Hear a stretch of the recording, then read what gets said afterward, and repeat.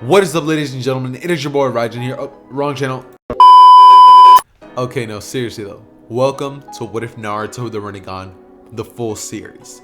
Today, we will be discussing what would have happened had Naruto had the Rinnegan when he was born and how that would impact the story of Naruto. If you've been keeping up with the series, then you can simply click on the timestamp up on screen right now in case you simply want to skip over to the finale and watch that at your own, pace. But if this is your first time on the channel and this is your first rodeo, then what's up? My name is Zether. I make what if content like what if Deku's, what if Naruto's. I basically just end up giving him superpowers or giving him the abilities of other characters, maybe changing some events in the story, and it ends up being a completely different story by the end of it. So in case you're interested in that, maybe consider subscribing to the channel as well as liking the video if you end up liking what you see here. But with that being said, it has been your boy Jared from Subway, and I hope you guys enjoy the video. Hey Ross, sauce it up.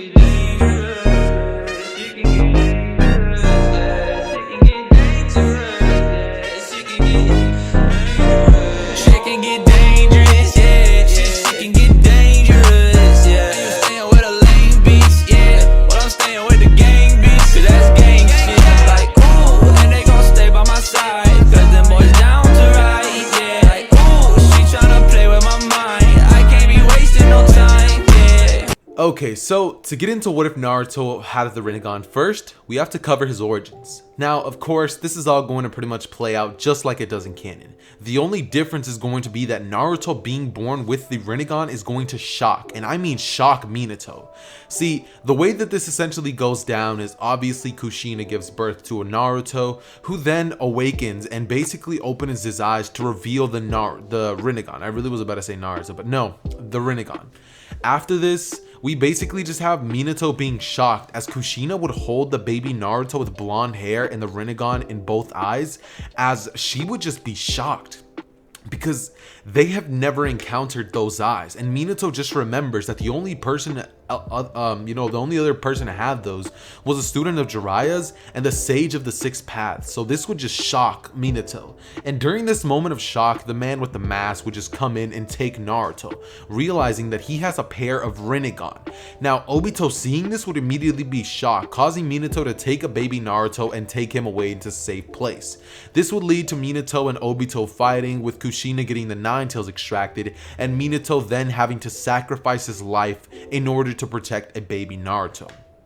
After this, we basically have Hiruzen showing up after all is said and done, with Minato asking Hiruzen to essentially take care of Naruto, at least until he can fend for himself, as Hiruzen would promise Minato that he will, and this is when he would see the eyes that Naruto has, as before Minato can explain anything, Hiruzen would just see Minato's body just go limp, as Naruto in this version of events would have also had the entirety of the Nine Tails sealed within him, because honestly there's no point for Minato to come back with the reanimation jutsu just to have his own KCM mode. It really didn't make sense. Naruto should have gotten the full entity of the Nine Tails to begin with. So we're going to be doing just that. Naruto gets the full Nine Tails sealed within him, and for the following 4 years, Naruto would be raised by Hiruzen, and I say that with very strong quotation marks. Hiruzen would very much neglect Naruto when he's on his come up, because of the simple fact that seeing the Rinnegan in Naruto's eyes kind of scares Hiruzen. It scares Hiruzen of the potential that Naruto has. Not only does he have the Rinnegan, but he also has the Nine Tails sealed within him, the strongest tailed beast that there is, other than the 10 Tails, of course. And speaking of the 10 Tails, it'd be pretty much appreciated if you guys were to go down and drop me some ideas on how to do that series, how to give it the 10 Tails. I am just in utter writer's block. I'm having the worst writer block in history when it comes to that series. But tangent aside, obviously he opts out of teaching Naruto a lot of things. So when Naruto was growing up, he basically is just taught common things like how to talk and all that crazy stuff. But Hiruzen has other people do it because of the simple fact that Hiruzen has a little bit of a grudge against Naruto, because it's his fault that his wife died. Or so that's what Hiruzen thinks. So in this version, Hiruzen's gonna kind of have a little bit of a disliking towards Naruto that's just slowly going to grow as the years go by. As Naruto grows up and keeps wanting attention from Hiruzen and others, he starts pulling pranks, which cause Hiruzen to like Naruto less and less. And this just causes for a Naruto who just gets neglected. And as soon as he turns 4 years old, he basically gets thrown into his own little apartment with spoiled milk and all that crazy stuff. After this, Naruto would essentially be living on his own, and this is when the torture would start. For the following year, Naruto would be picked on for the pigmentation of his eyes. People would look at him and call him a freak. Some people who have like some idea of what the Rinnegan is would fear him, with others wanting to take the eyes. People like Danzo wanting to have the power of the Rinnegan for themselves. But Hiruzen, even though, you know, he doesn't like Naruto, obviously he doesn't want Danzo to have the Rinnegan, so he told him, you know, if he ever tries to take that Rinnegan from Naruto, he's gonna do, you know, he's gonna go crazy. He's gonna have to, you know, he's gonna have to fold that man like an omelet, you know what I'm saying? So yeah, that's essentially why Danzo doesn't just go up to Naruto and be like, yoink, give me those eyes. So yeah, that being said, this would essentially just lead to a bunch of people just treating Naruto even worse than they did in canon. Way worse than in the original. To the point where Naruto would fear going out. He would literally have a fear of going outside of his own house. What kind of a 5-year-old to 4-year-old would have to experience something like that in their lives? Every time that he would go out, people would call him names, throw things at him, and every now and then when Naruto would get too close to someone's shop, they would literally beat Naruto just for getting close to them. This is a different level of horrible treatment, and this would continue for an entire year until Naruto is at the age of 5, where Naruto one day when he is sleeping ends up waking up in a dark, ominous cage with water inside of it. Naruto would walk over to a gigantic cage as he would see a gigantic creature standing behind these locked gates. Naruto would see Kurama in all of his glory, as Kurama would see the eyes that Naruto has, and Kurama did notice the Rinnegan in Naruto. And you know, when he sees this, he would just be in utter silence. Like, he wouldn't try to attack Naruto like he did in the original when, you know, Naruto first met Kurama and like he tried to like slash him. Naruto would literally see the Sage of Six Paths in Naruto, as Naruto would get close to the gate and say, "Whoa." This is when Kurama would turn towards Naruto, as he would growl and basically go to attack him with his claw just to see what Naruto does.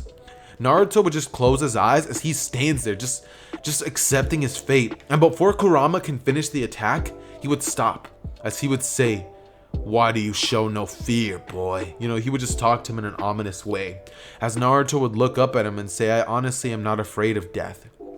Kurama would look down at Naruto as he would just be shocked, like what is going on with this kid? Naruto would explain to Kurama what it is he's been going through, and Kurama would say that he knew, you know, he can feel everything around himself, but he can't exactly tell perfectly what's happening around him, seeing as at this point the seal was extremely powerful, and just now it was weak enough for Kurama to talk to him just for a little bit. But as Kurama sees the eyes that Naruto has, he would ask Naruto why he doesn't defend himself, to which Naruto would respond that he can't. He doesn't have any ninja training. Kurama would look at him as he would growl and say, "You have the Rinnegan. Within your eyes, you have the powerful Genjutsu and, Dojutsu in existence," as Naruto would simply turn towards Kurama and say, "What's a Dojutsu?" As Kurama would be shocked at the fact that Naruto has never had this explained to him. Kurama would look at Naruto as he would say, "If you remove the seal, I can teach you how to harness that power that you have within yourself." As Naruto would see that, like, the seal, and he would go towards it as he would begin to slightly like try to rip it off, but there's a key that he needs to get. Like Jiraiya has to weaken the seal for him in order for Naruto to be able to do that. So Naruto is kind of slumped. And Kurama, seeing this, would take this opportunity to look at Naruto and say, "I'll train you behind the gates in exchange for my freedom." As Naruto would look at him and say, "It's done. As soon as I can figure out how to get the seal off, I'll do it. I promise." As Kurama would just look down at a Naruto who was kind of malnourished and weakened, as he would say the first thing of business, training your Rinnegan. For the following next couple of hours, it'll feel like an eternity in here, but in the outside world, it will be nothing more than a day. As Naruto would simply look at Kurama as he would say, "Let's get started." And he would tell Naruto to create a couple of hand signs, which Kurama would basically show him with his own hands, to which Naruto would proceed to copy. And also, guys, in case you guys hear a lot of pauses in my voice, sorry about that, but you know, I have allergies right now, so I need to go blow my nose, and I've been having to for like the past 10 minutes, but I just opted out of it, which is why my voice sounds like I have a gigantic, enormous Snickers bar up my nose, in case you guys can hear that. But you know, that aside, Naruto would proceed to essentially create a couple of hand signs and realize that he actually has very good chakra control. Now, you guys may be wondering why it is that Naruto can't access the chakra, and that's because Kurama isn't tampering with it. He's not like purposefully trying to, you know, do Naruto dirty by not letting him access it. So Naruto would try a couple of times, and by like the 50th try would finally create one shadow clone.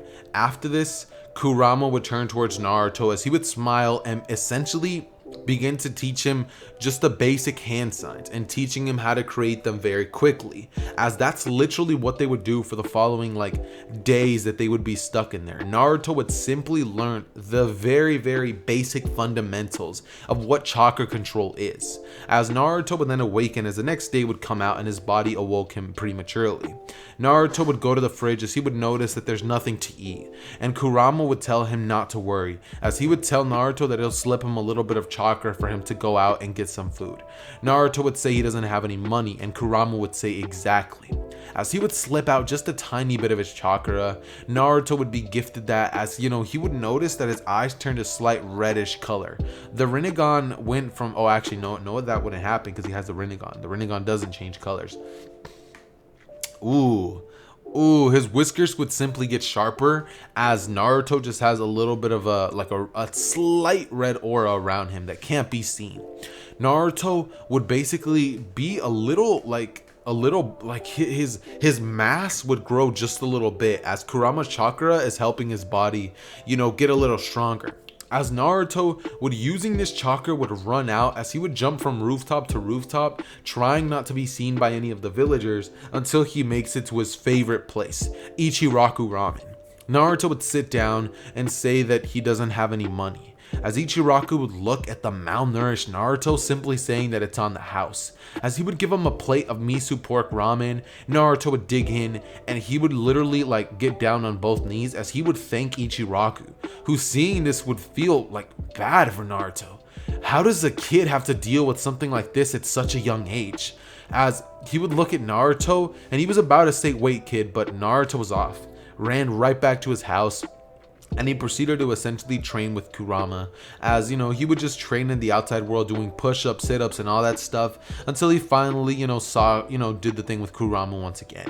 This is when we will essentially have a 1-year time skip, as during this time, Naruto would now finally have a perfect mastery over his chakra, meaning that now Naruto is now 6 years old with perfect mastery over his chakra. Not only that, but Naruto would also have learned the secret of the Shadow Clone Jutsu, meaning he would have also learned how to use every single Rinnegan ability. I'm not about to sit here, make him learn how to use the Rinnegan abilities one step at a time. You know, he learned how to push and pull things at him when he's in the Chunin. Absolutely not. Not doing that. Naruto's gonna learn everything day one. Day one. He's gonna be OP. He's gonna be so broken. Should I do that? Man, I'm gonna do it. Who cares? That's not gonna have any repercussions, right? Nah, seriously though, Naruto essentially is going to be very gifted in terms of just using the Rinnegan, meaning that he knows how to use all 6 abilities, meaning the push and pull. He knows how to summon animals. He knows how to shoot like rockets and stuff like that. He knows how to let's see, what other abilities is there? I honestly forget most of the Rinnegan's abilities, to be honest. I need to look it up real quick. Let's see. Rinnegan abilities. Also, sorry for the loud keyboard. It's just that, you know, I have a mechanical one, so you know how they get extremely loud, and it's just it can't be helped. Okay, so check it out. We got the you know, the push and pull. We got the making one's body like look like weapons. We got taking souls away. Okay, that one's cool. We got the summoning. We got the absorbing chakra.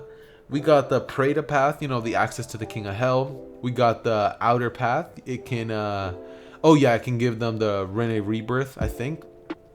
And then we got the, like, controlling people with Genjutsu and all that crazy. Alright, yeah, I'll make this work. He can basically use all those abilities that I just listed off. Since you're on this video, you probably actually know what the Rinnegan does, not someone like me who just decided, you know what, Rinnegan Naruto would be pretty cool. I have a cool thumbnail for it, so why not? So yeah, in case you're one of those people, sorry, but as I said at the beginning of the video, it's more of a turn your brain off type of story. That being said though, we would essentially just have a Naruto who's grown up quite a little bit. And at this point, Naruto would be 6 years old, finally getting a little bit more nourishment in his system, because he just got paid by Hiruzen and now has Kurama there to basically help him out with, you know, buying things in finances and stuff like that. Naruto's seal would slightly be weakening as Kurama would slowly start, you know, shooting chakra out of the weakened seal every day, little by little. As Naruto would end up deciding that, you know, for his 6th birthday, he wants to go out to Ichiraku ramen shop. As, you know, Naruto would do just that. You know, he would go out as he hasn't been there for a while, seeing as Kurama doesn't think it's the wisest idea to waste a lot of his money to go there, but seeing as it's his birthday, it might be kind of fun.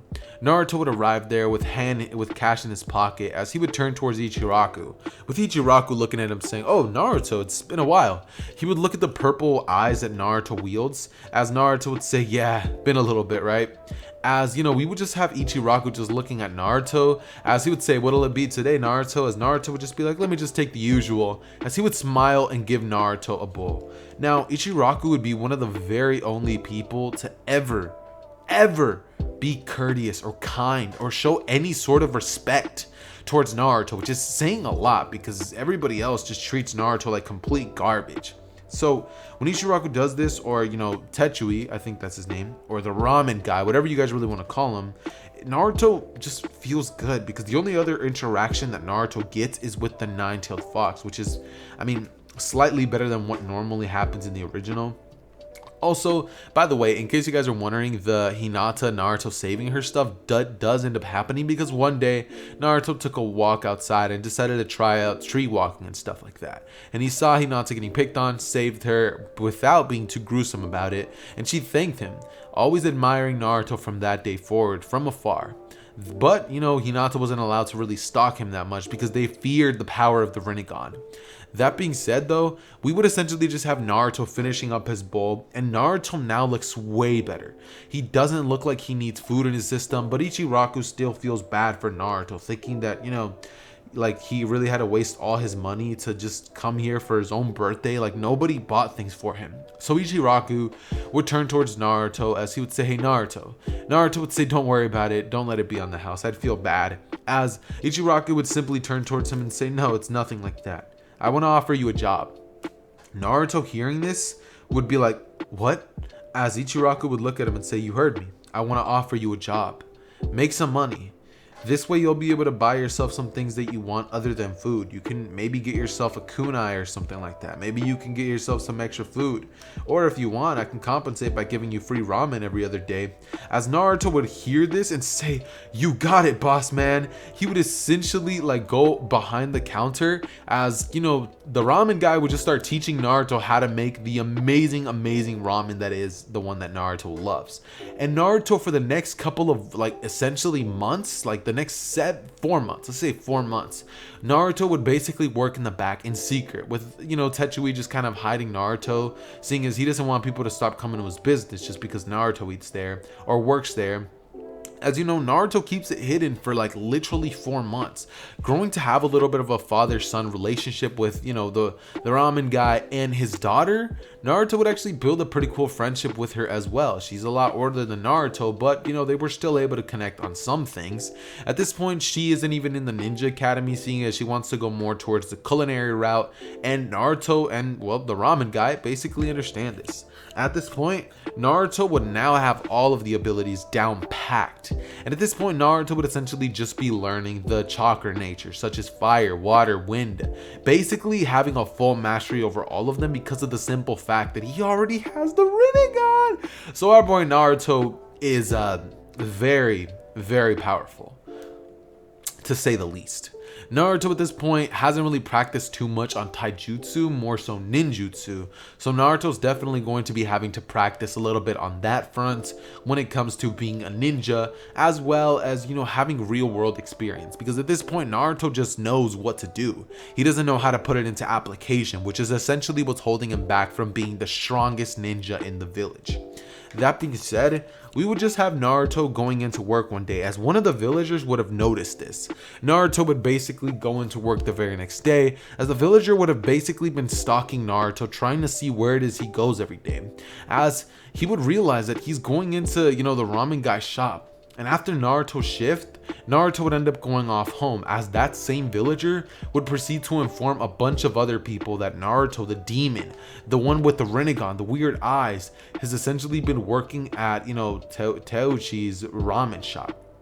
As a bunch of people are immediately just disgusted at the fact that the demon is the one that's been preparing their food all this time, as Naruto would be none the wiser at his house just enjoying time, as a bunch of the villagers would get together kind of deciding that they're gonna burn his place down and kill that man. As that same night, a bunch of villagers would end up going into his shop after hours, as they would burn it down, and Naruto would be asleep at this point, speaking with Kurama, as he just doesn't even sense any disturbances, and Teuchi and his daughter, they would be killed by the villagers. The same ones that feel like prejudice towards Naruto. As Naruto would wake up the next day and go to the shop, he would see that it's on fire. That it was burned to a crisp. As Naruto would run over there, and the same villagers who did that to it would just be standing there with smirks on their faces, saying not to worry or try to look for the man and his daughter. They were taken care of. And Naruto, hearing this, would lose all sense of self, as he would proceed to essentially flash the Nine Tails chakra, as he would grow a full tail. His whiskers would elongate, his nails would get sharp, as Naruto would rush in towards the villagers, and he would just proceed to destroy them. This is when a passing Chunin would just be coming by, one that hates Naruto, by the way, would just be walking by, as Naruto sees the ninja actually sees Naruto just obliterating these villagers. Naruto would use the pull ability of the Rinnegan to essentially have two of the villagers come at him, as he would squish their throats, causing them to cough out blood, as the ninja would come in out of nowhere with a kunai, but Naruto would swiftly create an earth wall jutsu, as it would block him from accessing the rest of the villagers, and in an instant Naruto would blitz over to the rest, as he would basically turn his arms into these rocket launchers and destroy the villagers. As he would then turn his attentions towards the ninja, he would take out two wired shuriken, throwing them at opposite directions of the ninja, as it would wrap around the ninja, and the kunais would simply spin around his throat over and over until it pierces and the ninja's head would come clean off. Naruto would land on the ground, as he would simply just be enraged, just thinking that those were the only people he could have ever called family. Naruto from that day forth just became distant. And all the people who saw Naruto, there was literally not people there watching Naruto, because anybody that was around, they got killed. And a lot of people, realizing that those villagers were not good people, did not bother sticking around. So Naruto ended up taking care of every single person that had bad intentions towards him, and there was no bystanders. So Naruto never ended up exactly being, caught doing it. A lot of people had their suspicions, but without any solid proof, they couldn't do a thing to Naruto. And so we basically just have a Naruto who grows more along the lines of what Sasuke's like, keeping to himself and actually never going out again, preparing his own ramen at home and learning that recipe. Now Naruto can cook it for himself every other day. Kurama and Naruto both actually felt a little attachment towards those two people, with Naruto just feeling depressed. Honestly, it's just not a good feeling, having people who you truly felt connected to and then losing them on an instant. Naruto now can share the same pain that Sasuke felt, but Naruto got his revenge, and what Naruto realized was that it didn't do anything. It didn't fill the hole in his heart that he got from losing them. It just opened it up. It made him feel as bad as the same people who did that to himself, that did that to them. As Naruto would just kind of end up continuing to train in taijutsu and all that stuff until his first day at the academy would finally come in. Naruto would end up taking a written exam just to see where all of them are at, and in terms of what Naruto's knowledge is on the ninja world, it would be exponentially high. Naruto would get perfect markings on the exam, with Iruka being extremely impressed. Shuriken throwing, Naruto would hit perfect bullseyes. And when it comes to like the race and like the obstacle course, Naruto would clear it in half the time that it took Itachi and hit every single target. Not a thing was missed. Iruka seeing this would just think that Naruto is like a far cry from a prodigy. He's something leagues and bounds beyond that, as Naruto's entire time at the academy would simply just be him outperforming every single record that has ever been established by anybody else. Now, other villagers would basically see Naruto and think that, the nine-tailed fox. But anytime that, some villagers would do that stuff, Naruto would use his push ability to essentially just look at their direction, and the villagers would always just get pushed away, like falling over, with them all being scared. And them all not really like knowing what happened would just be terrified of Naruto. So it's like even the villagers that were like, oh my god, Naruto shouldn't be allowed to train, would just kind of be silenced by Naruto out of fear for him. And so what Naruto would essentially do is just continue doing his own thing. It's kind of keeping to himself and only really showing off his abilities when it's time to take some exam or stuff like that. Here, now, Sasuke would still have all the attention, however, because Naruto, does that, a couple of people are impressed, but after Naruto keeps doing it, people just expect that to be the standard. So, they still are just infatuated with Sasuke, being the emo kid that he is, and Sasuke would notice that Naruto is just weird. Like, he's dark, he seems reserved from everybody. He really wouldn't understand Naruto's personality. Sasuke would have been working towards surpassing him someday, but this is when all of a sudden everything was stripped away from Sasuke as well. And this is when he understood Naruto's pain, his suffering. Nah, I'm just playing it. It's not going to be that type of story. But after this, Sasuke understands that the way that Naruto is, he feels as if he's acting similar to him. And Sasuke, seeing this, would one day walk up to Naruto, as he would ask Naruto why he doesn't talk to anybody. Naruto would simply turn towards Sasuke as he would say, don't get close to me, you'll die if you do. And Sasuke, hearing that, would literally widen his eyes as Naruto would walk away, with Sasuke having that one thing in his mind the entire day. Sasuke would think that maybe he and Naruto aren't so different. Okay, so getting back to where I had left off in the last part, we essentially left off with the dilemma of Sasuke trying to get closer to Naruto because of the fact that at this point Sasuke has now felt the pain of losing his family members, and now Sasuke is kind of on his revenge stuff, and Sasuke essentially ended up noticing that his actions and behaviors are now very similar to what Naruto's were. So we kind of left off with Sasuke trying to talk to Naruto, and Naruto telling Sasuke not to get close to him or else he'll die. Sasuke, hearing this, would kind of just have those words like play in his head over and over in like an echo format, as Sasuke just kind of leaves like the very next day wanting to talk to Naruto, maybe trying to get close to Naruto. So essentially what we are going to be getting into is the next day the academy would, obviously happen, as Naruto would arrive at the academy, and hearing the news that, Sasuke actually, had his whole family massacred. Naruto feels like, he obviously has a little bit of a connection with Sasuke, but Naruto isn't going to be acting up on it because of the simple fact that in Naruto's eyes, if you are to get close to him, you will die. And so Sasuke tries to get close to Naruto and talk to him the very next day, but Naruto would simply stay silent. There wouldn't be a word from Naruto, and after this, Sasuke would realize that Naruto is kind of just going to continue to keep to himself. So Sasuke, for the following next couple of months, the next week would try to talk to Naruto, until Naruto finally budges, essentially explaining to Sasuke why he doesn't talk to people. Sasuke would explain that he understands that pain. He lost his family. His entire clan was slaughtered in an instant by his brother. As after Naruto hears that, he would simply look down at the ground and say that maybe you do understand my pain, but like, even if I did tell you, what would you do? You know, he didn't actually say that, but I just said that to reference Pain. If you guys remember the talk with Naruto, he essentially looked at him and said, and even if I was to tell you, well, how would that change anything? You know, he would then proceed to tell Naruto what his suffering and pain was. And after this, we just have the Naruto talk no jutsu coming into play. So not here. Here, instead, we basically just have Naruto turning his head towards Sasuke. As he kind of just hearing these words from Sasuke, Naruto would just kind of stay silent. He would then walk away as he wouldn't honestly have any words for Sasuke. And the next day, Sasuke would have Naruto actually talk to him. Naruto would talk to Sasuke just a little bit, as Sasuke would think that maybe he's getting somewhere with Naruto. And I know that I haven't covered this quite yet, but Naruto's drip. Naruto in this version of events is basically going to be wearing a like sort of black hoodie thing.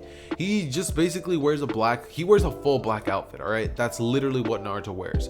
With the Uzumaki crest on his back. You know, he just has a black hoodie with the crest on it. Has like the little hoodie pocket. He has the ninja, you know, the jeans, and then he has like the Kakashi 3s, because obviously he has to have those drippy slides. And then we have like the, you know, the pouch and all that crazy stuff. One question. Would you guys like for Naruto to learn how to use a sword? Because in a lot of my what ifs, I like to have Naruto learn Kenjutsu, because it's just like, come on, bro. It's a ninja world. Learning how to use a sword is essential, my boy. So yeah, that said, Naruto walks into the classroom and, you know, he talks to Sasuke a little bit. And this would honestly continue for the following year of the academy that is left. On this time, Sasuke would end up training on his own, and for the following year, Sasuke would train absolutely like way harder than he does in the original. I don't know why I just said absolutely without any context, but he would train like very, very hard. Like, we're talking near-death experiences almost from how hard Sasuke's training. Because although now he has some sort of respect and understanding for Naruto, Sasuke still wants to become stronger than his brother someday and surpass Naruto as well. So Sasuke's training is amped up way further than what it is in the original, and he's way stronger. Think like by the end, actually, I'm not going to tell you guys how strong Sasuke is quite yet, but Sasuke is actually going to be very powerful in this version.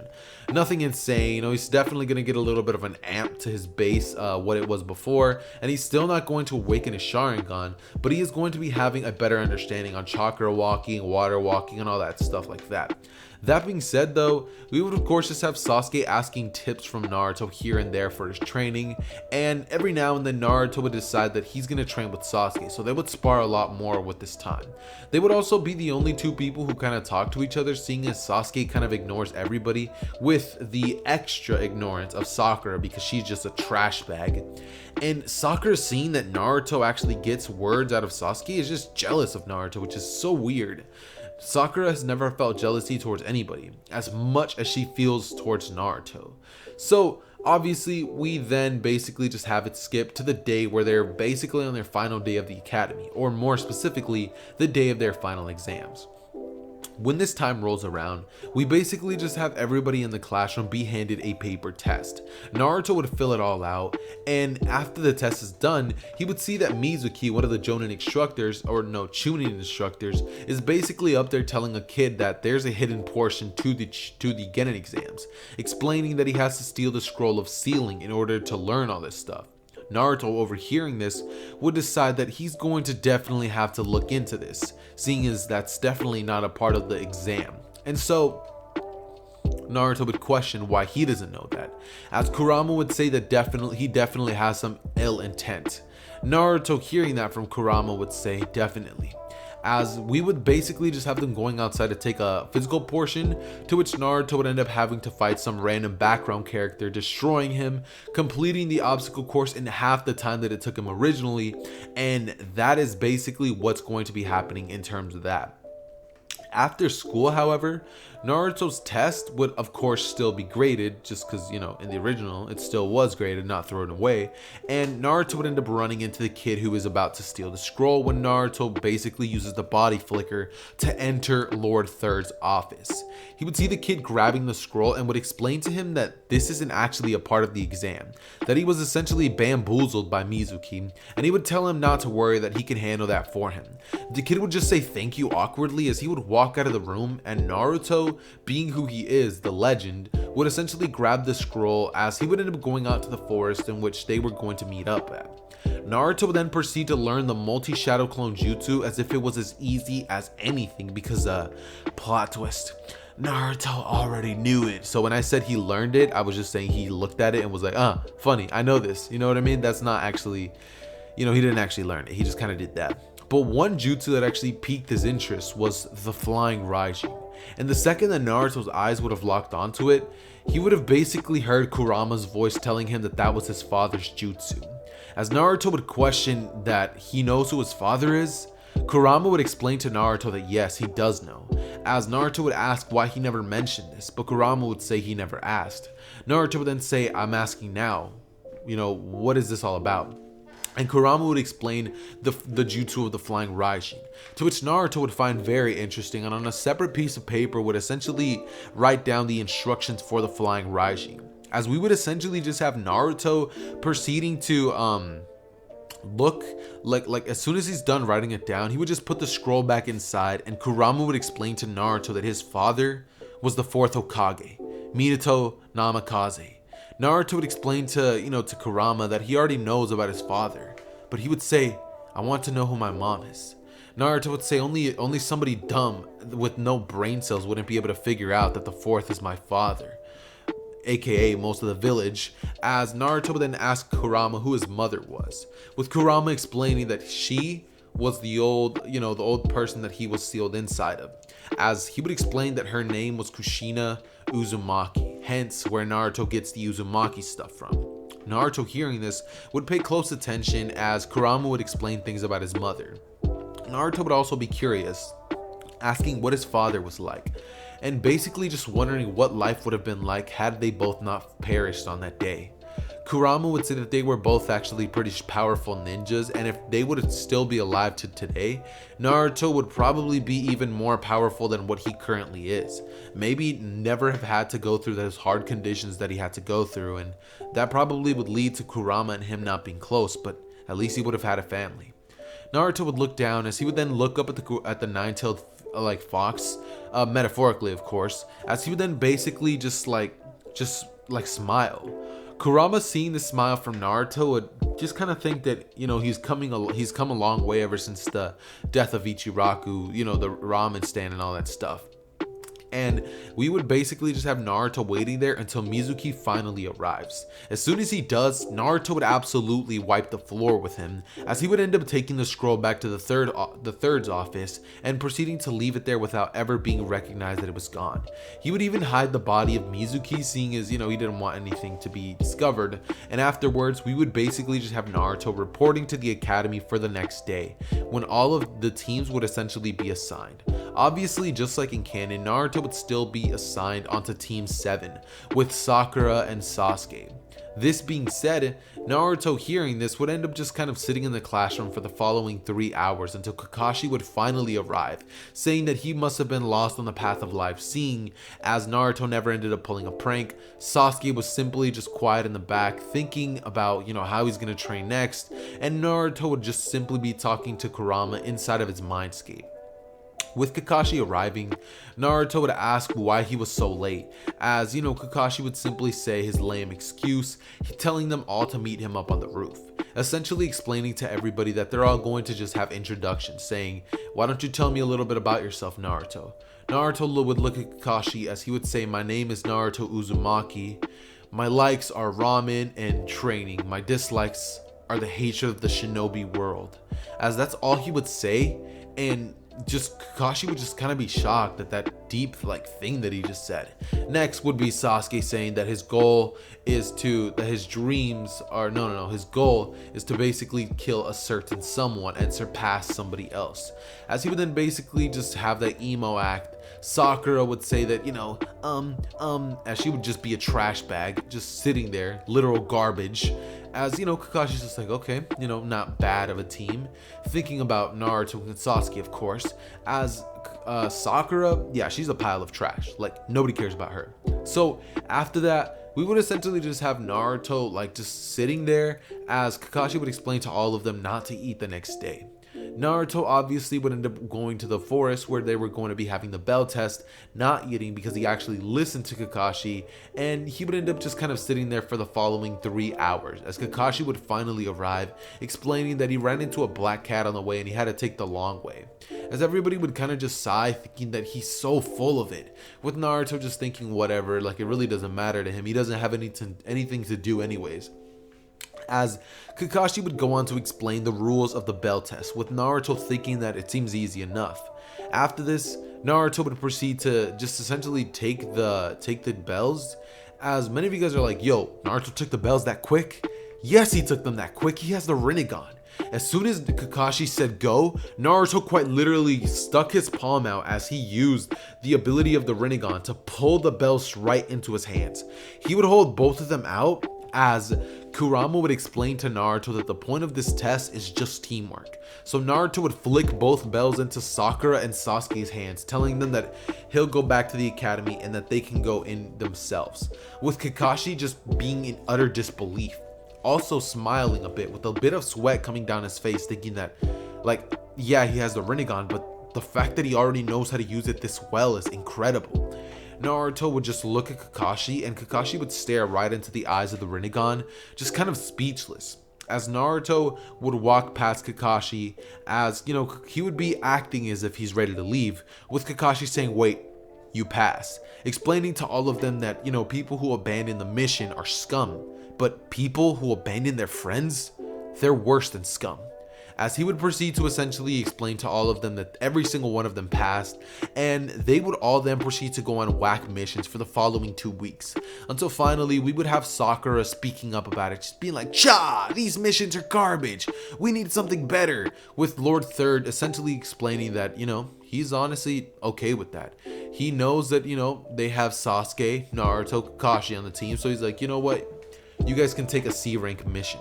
He would say that a little begrudgingly when he looks at Naruto, as the bridge builder Tazuna would walk in the room a drunken mess.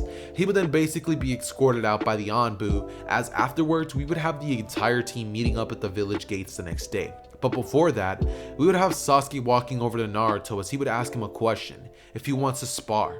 Naruto would say that he's busy, but if he wants, they can spar on the way to the Land of the Waves. As Sasuke would think that that's honestly fun, as he would say that he's gonna go off to train. Naruto would ask him if he's finally mastered the couple of jutsus that he tried to teach him, as Sasuke would say that he has. As after this, Naruto would simply smile a little bit, like a slight smile, and he would then basically walk home. This is when the following next day would arrive, and Tazuna would have finally sobered up, as all of them would be on their way to the, out of the village.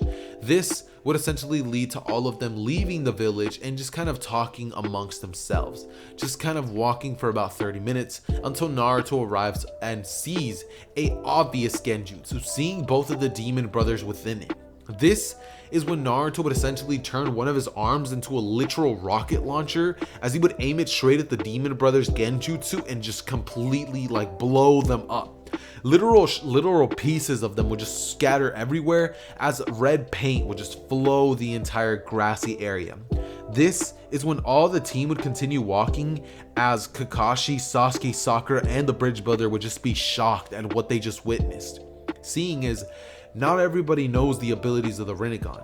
The only ability that Naruto had ever shown off to this point was the ability to use the push and pull, because Naruto has never really felt the need to have to actually use any of the other jutsus.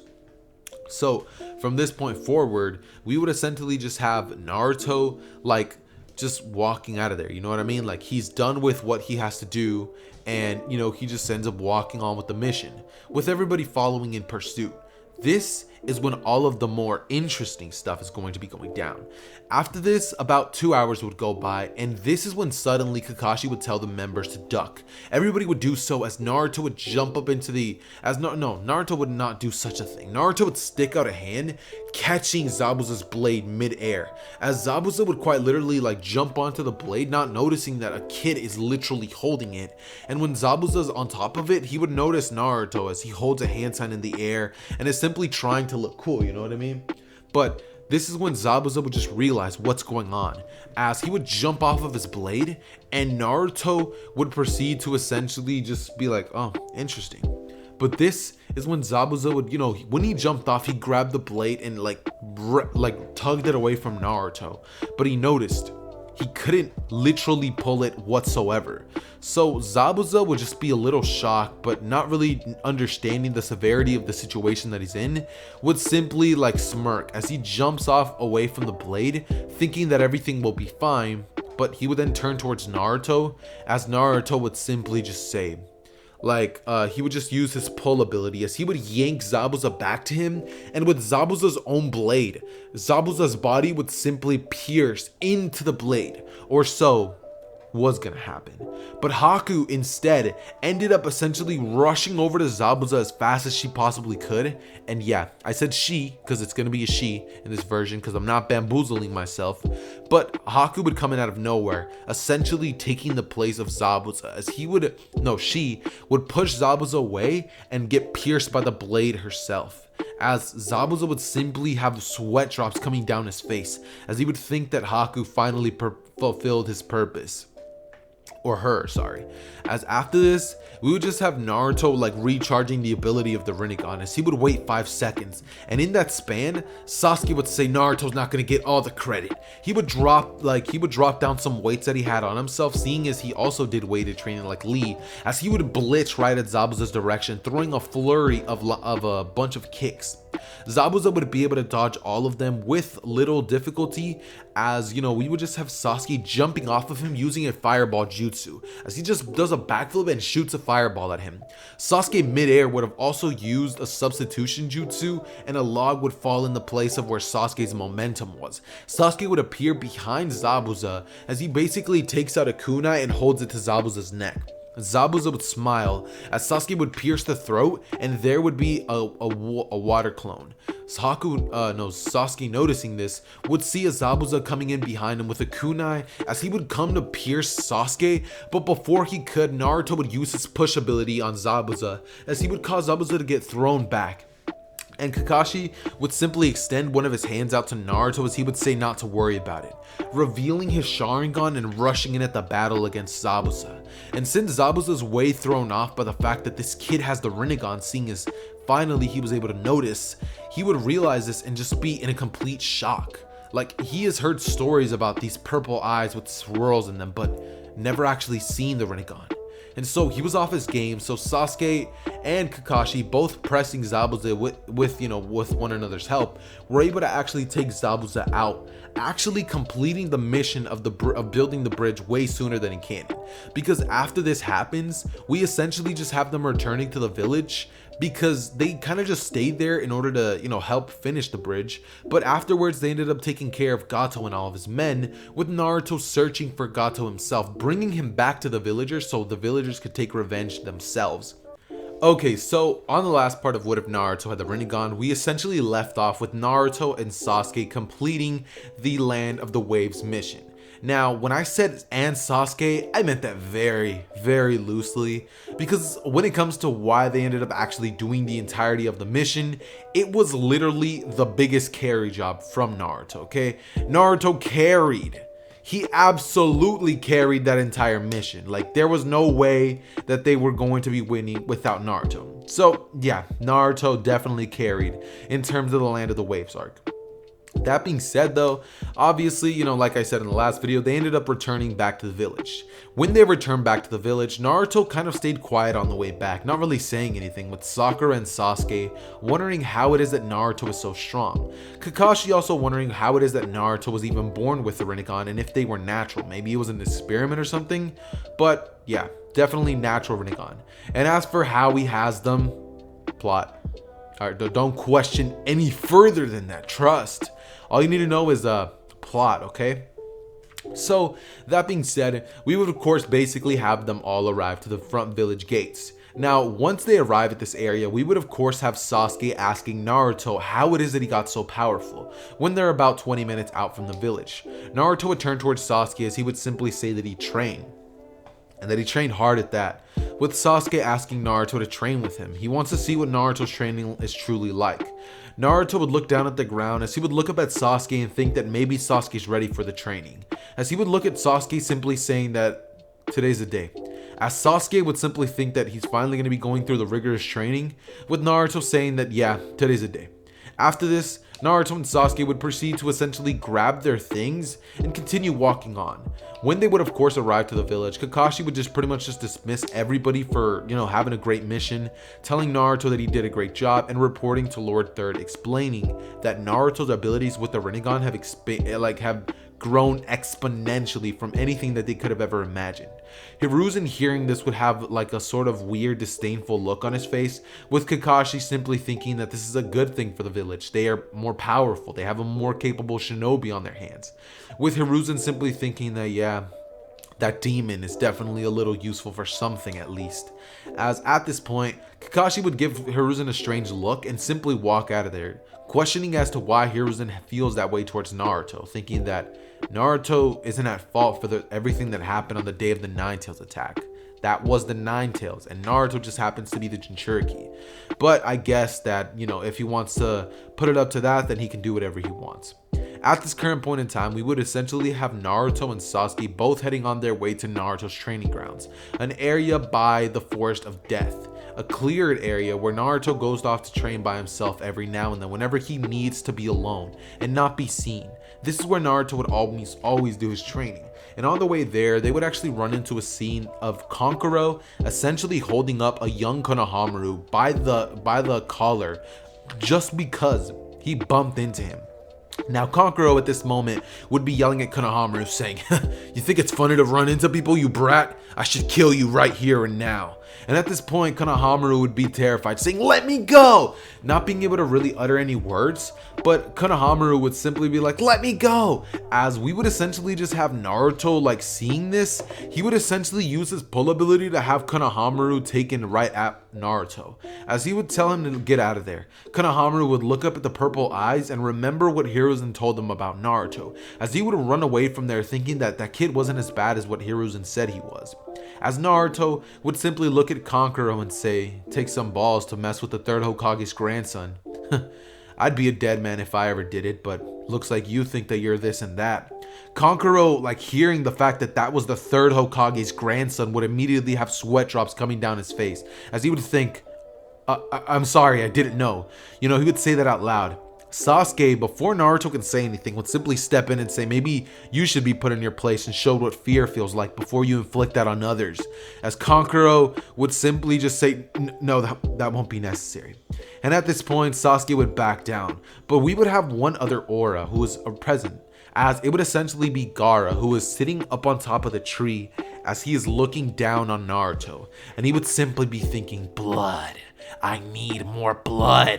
His bloodlust would be going through the roof, and Naruto would look up at Gaara's direction as he would say, "And you better calm down your bloodlust before it gets you hurt." As Gaara would simply widen his eyes and with one swift movement would blitz right at Naruto. As he would say, "I'll kill you."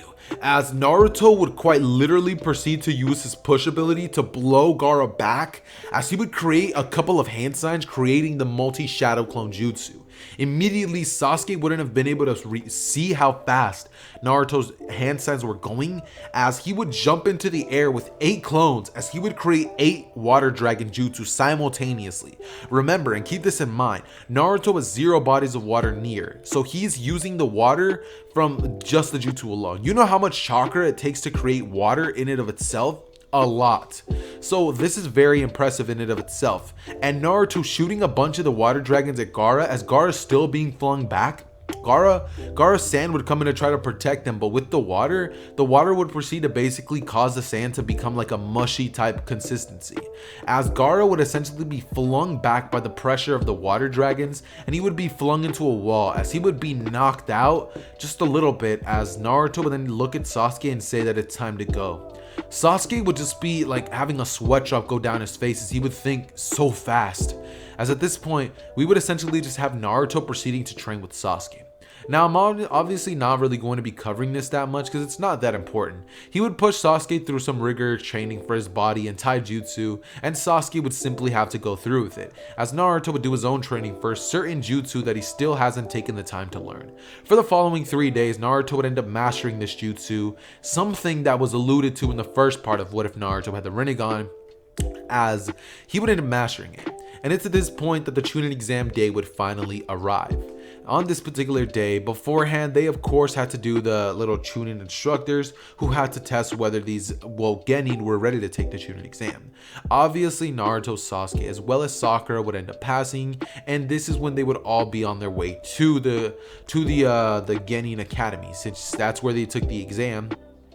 And once they do arrive, not once they arrive, but on their way there, Sakura would just be she would have literally woken up and chosen annoying. Like, she would have literally woken up and chose to be extra annoying on this day, because she was just all up on Sasuke, like asking Naruto how he's so strong, how he does this, just being extra annoying. She's being annoying with the side of trash bag, you know what I mean?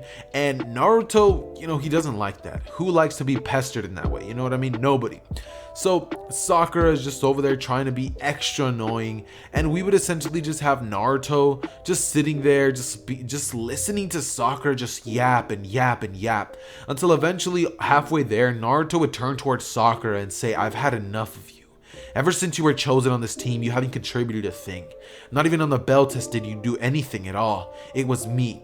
When we went on the Land of the Waves mission, you didn't take out a single one of Gato's men. And the only thing that you were good for was annoying us and pestering Sasuke along the way. If you don't want to be a ninja, just say that. And if you're here for Sasuke alone, then I hate to break it to you, but Sasuke doesn't like you."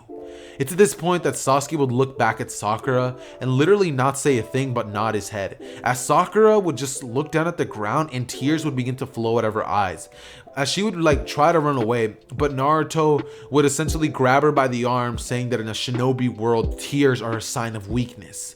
With Sakura looking at Naruto saying, "I'm not weak," as she would say, "Cha!" throwing a punch right at Naruto, but Naruto would hold up one finger, as he would block the punch from Sakura and say that your hits are even weaker than your words or your willpower. As Sakura would look down at the ground, and Naruto would push her away, as he would say, "If you don't want to come on the Chunin exams with us, you don't have to, but don't hold us back." As Sakura would just look down at the ground and stand there, as she would follow behind the team doing the walk of shame, essentially, as she's walking by Naruto and Sasuke this entire time. This is when we would essentially just have Naruto and Sasuke walk inside the doors to the Genin Academy. This is when essentially Naruto would immediately notice a genjutsu, as Sasuke would as well, seeing as at this point Sasuke is very adept with recognizing genjutsu. Not that he has the Sharingan yet, because Sasuke still hasn't had a traumatic event cause Sasuke to awaken the Sharingan. He still hasn't been pushed. So what would essentially happen is Naruto and Sasuke would continue walking in there, as Sakura would also notice the genjutsu, saying that she's been training as well, kind of fiddling her fingers, as we would just have Naruto and Sasuke walking in there, and on their way to the real doors, like the real place where the test would actually be happening, we would essentially just have Team 10, I believe it is, Team Guy, essentially walking up, as Rock Lee would walk over to Sasuke and say, "Sasuke Uchiha, I would love for you to fight me. Let's go!" As Sasuke just looks at Rock Lee and he's just like, "Nah, I don't got the time." But Naruto would actually think that this is actually going to be a pretty good idea. Also, guys, in case you guys hear a bunch of dogs barking in the background, which I honestly kind of doubt, but if you guys hear a slight bit of barking in the background, then I do apologize. My neighbor's dogs are just going crazy. I already went over and told my dog to shut up. I was just like, "Hey, be quiet." And my dog just was like, "Oh, okay, whatever you say," but these are their owners, man. They don't know how to make their dogs be quiet. But yeah, gave her a treat, proceeded to stay quiet and be inside the warm crib, and that's what we like to see. That's what we like to see around here. None of this bad dog stuff. So yeah. Anyways, if you guys hear any barking, just know, dogs. Can't control that. It's out of my element. So yeah, that being said, we would essentially just have Sasuke and Rock Lee kind of look at each other, as Naruto would turn towards Sasuke, telling him not to underestimate him, that his aura honestly seems very powerful. So Sasuke, hearing that this ninja might actually be a challenge, Naruto would think that as well, as he would think that maybe this would be the thing that can cause Sasuke to push his limits even further. And so we would essentially just have Naruto, Sasuke, and the rest of, the teams going along, meaning Sakura, Tenten, and Neji going outside, as we would proceed to essentially just have Rock Lee looking at Sasuke as he would smirk and think, this will be a only taijutsu based battle, so only use taijutsu. And we would of course have Sasuke feeling that, you know, he's top this and top that, would say whatever, as he would just proceed to get into his fighting stance. And as soon as he does this, Rock Lee would blitz at Sasuke, throwing a quick kick which Sasuke is barely able to dodge. And at first, it would seem as if Sasuke and Rock Lee are going at even paces. But it would soon be revealed that Rock Lee was actually holding back quite a bit. He was only using about 75% of his full potential. After seeing that Sasuke could keep up with that, he would proceed to burst it up and use his full potential that he can with his weights on, of course. And Sasuke, seeing this, would think that, you know, this is actually kind of impressive. He would proceed to continue on the fight with Rock Lee, as it would honestly be a great battle. The battle is honestly pretty dope. We would have these two great warriors just rushing at each other and just throwing kicks and punches. It would be a very good fight to behold, in all honesty. And it would just continue like this up until Rock Lee would decide that it's about time that he takes off his weights. So he would point his hand out and say, wait, just a minute. I'm not fighting at my full potential. Let me take off my weights. As we would just have Neji in the background thinking, come on Lee, hurry it up. Thinking that, you know, Rock Lee was going to end him as soon as he took off his weights. And that's exactly what happened. As soon as Rock Lee took off his weights, we would just have Rock Lee proceeding to absolutely destroy Sasuke, with Sasuke not being able to at all acknowledge where it is that Rock Lee's attacks are coming from. Rock Lee is moving so fast that his attacks are not able to be perceived by Sasuke, and this would cause a chain reaction in Sasuke's mind, thinking that he's too weak to stop anything. He would flash back to the events of the Uchiha massacre, and this is when Sasuke's Sharingan would awaken. I'm going to be saying that Sasuke has unlocked the Sharingan because of the fact that he had that traumatic experience. However, he was never able to access it because he was never in a situation where he needed it up until now, which is, you know, the fight with Lee. This is when Sasuke would unlock the one Tomoe in each eye, as he would say, I can see now. And he would then begin to fight against Rock Lee at even paces, even with Rock Lee being weightless. So, you know, that honestly says a lot about Sasuke's power up until this point. This is when Sasuke would actually start overwhelming Lee, as Lee would say that he might have to bust out the first gate. As Lee would do just that, using the first gate, and Sasuke and Lee would still be in even terms in combat skill and all that crazy stuff. So we would essentially just have Rock Lee and Sasuke continuing to battle with each other until they both are stopped by a Jonin sensei by the name of My Guy, who would come in and say, Lee, what did I tell you about using the first gate? With a love-hate relationship, like, not love-hate, but like the funny encounter that happens in canon with Rock Lee saying, it'll never happen again, sensei, I swear. And, you know, My God just be like, it's okay, Lee, with the power of youth, you know, being all crazy. And we would then basically just proceed to have Naruto and Sasuke look at each other a little weird, with Rock Lee hitting on Sakura and her just being like, ew, no, like, I like Sasuke. And her then remembering that Sasuke completely does not like her, so she would just give Rock Lee a slight bit of a chance. It'd be so funny if I made Rock Lee end up with Sakura. That'd be hilarious. Matter of fact, I'm gonna do it.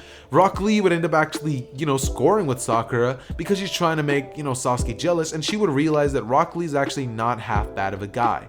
And so we would basically just have them going on to take the written portion of the Chunin exams, which I'm completely going to skip because nobody cares about it. And we're just going to be skipping on to when they are outside for the Chunin exam, sorry.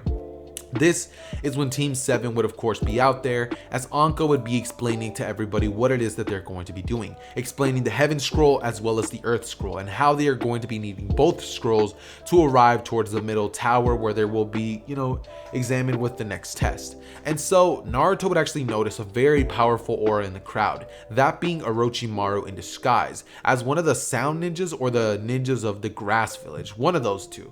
I'm not sure which one it was, but it was one of them. And this is when we would essentially just have Team 7 going into the forest and just going in a very decent amount until they finally decide that, you know, they're actually pretty deep into it. Naruto would say that it might be the best idea to split up, but judging as he felt two very powerful auras in the crowd, he doesn't know what would happen if both of them were to fight them by themselves. So he would say that the best course of option would probably just be to ambush a team and take their scroll. This is when they would begin to search for a team nearby, as Sasuke would use his Rinnegan, or no, not Sasuke, but Naruto would use his Rinnegan in order to scout the area, with him realizing that there's actually a team of ninjas from the Hidden Mist village nearby. They would proceed to ambush that team and end up stealing their scroll from them after Naruto arrives with the sheer power of the Rinnegan. He would project his fighting spirit, or like bloodlust kind of, onto them, and they would just be like, nope, we don't want the smoke, you can take it, this is yours. We honestly didn't even want to pass the Chunin exams. Trust me, like, it's all yours. As Naruto would just take the scroll and they would proceed to head their way towards the tower. However, this is when the hidden ninja hidden in the grass village, I believe it was, Orochimaru would arrive, the lady. As unbeknownst to them, it's one of the legendary Sannin, Orochimaru. This is when we would essentially just have Orochimaru say Sasuke, but he would turn his attentions towards Naruto as he would see the Rinnegan. Immediately, Orochimaru would blitz at Naruto, trying to steal the eyes by ripping one straight out of his skull. But Naruto would proceed to essentially just use the substitution jutsu, as he would appear behind Orochimaru, and Orochimaru would think that he's fast. As he would be rushing in right at Sasuke, he'd be thinking that it's about time that he places the Sasuke and the curse mark on Sasuke and takes Naruto's eyes. So he would attempt to do just that, but Sasuke would actually be able to react fast enough without any fear, shooting a gigantic Phoenix Fireball jutsu, or no, a Phoenix Fire jutsu at Orochimaru, to which Orochimaru would not be able to dodge in the slightest. Orochimaru would be burnt a little bit as he would jump back and be a little damaged by this. This is when Orochimaru would stand off, as his like sort of disguise would be melted off, and Orochimaru would reveal that he's one of the legendary Sannin, Orochimaru, explaining to Naruto that those eyes will be his and that it will be better off if he simply hands them over to him, with Naruto saying that he's not going to even scratch his headband by the time he's done with him. Orochimaru would lick his lips as he would open his mouth, revealing the Kusanagi blade, I believe it is, as he would rush at Naruto, and Naruto would simply smile as he would proceed to essentially use the ability to pull Orochimaru into his hand, as Orochimaru, seeing this, would get pulled in by Naruto, but Orochimaru would quickly use the regurgitation jutsu as he would get out of there before Naruto was even able to deal a finishing blow to the battle. With Orochimaru jumping back, he would grab the blade as he would throw it at Naruto's direction, and the blade would stop mid-air before it even hits Naruto. Naruto's eyes would glow an even brighter purple for an instant as Orochimaru noticed this, questioning why the blade didn't hit Naruto, and this is probably where you're gonna find out what Naruto's Rinnegan ability is. It's telekinesis. Because if you guys have ever played the Mortal Kombat games, and I don't know if you guys have, but if you've ever played those games, then you should know that there's this guy by the name of Kenshi, and what is essentially his ability is that he can control inanimate objects with telekinesis, meaning that if Naruto wanted, he can use telekinesis to essentially use it similar to the Force, make people, choke themselves by, holding their throat, or he can quite literally cause somebody's heart to explode. However, the chakra drainage from using this jutsu is actually that its abilities are only active for 5 minutes once he starts using. Actually, no, that drawback's dumb. Let's say Naruto can use the telekinesis a bunch of times, but certain abilities are harder to do than others because he doesn't have perfect control over that just yet. I don't know. Let's say that maybe he can't control people's bodies, because if he did, then that would be an insta-kill move. I was going to make him be able to do that, but that's too OP. So let's say that he can make people choke themselves and leave it at that, okay? Pause. But yeah, Naruto proceeds to, cause the blade to fall into the ground as Sasuke would rush in at Orochimaru, revealing the Sharingan. Orochimaru would immediately get bricked up as he would see those red eyes that Sasuke has, as he's like, Sasuke, and he would rush at Sasuke, extending his neck, with Naruto basically proceeding to use his ability to slice Orochimaru's neck clean off, revealing that it was actually a shadow clone. This is when the real Orochimaru would appear behind Naruto as he would say, your body is mine, proceeding to try to plant the curse mark onto Naruto's body. But what Naruto would do is he would immediately use a sort of shuriken that he threw into the air a little bit ago, as it would appear right behind Orochimaru, with Naruto using the flying Raijin technique. As he would grab Orochimaru by the throat, as Orochimaru turns his head to notice, Naruto would grab Orochimaru's throat as he would simply say, face your judgment. And Naruto's eyes would glow with the color of the Rinnegan sparking out, as Orochimaru's soul would literally be ripped out of his body, completely, his soul. Like, I know normally Orochimaru can quite literally come back from the dead because of his curse marks, but without any soul, how do you do that? Orochimaru is quite literally ripped from the story as soon as it began, so I think it's a good time to do this.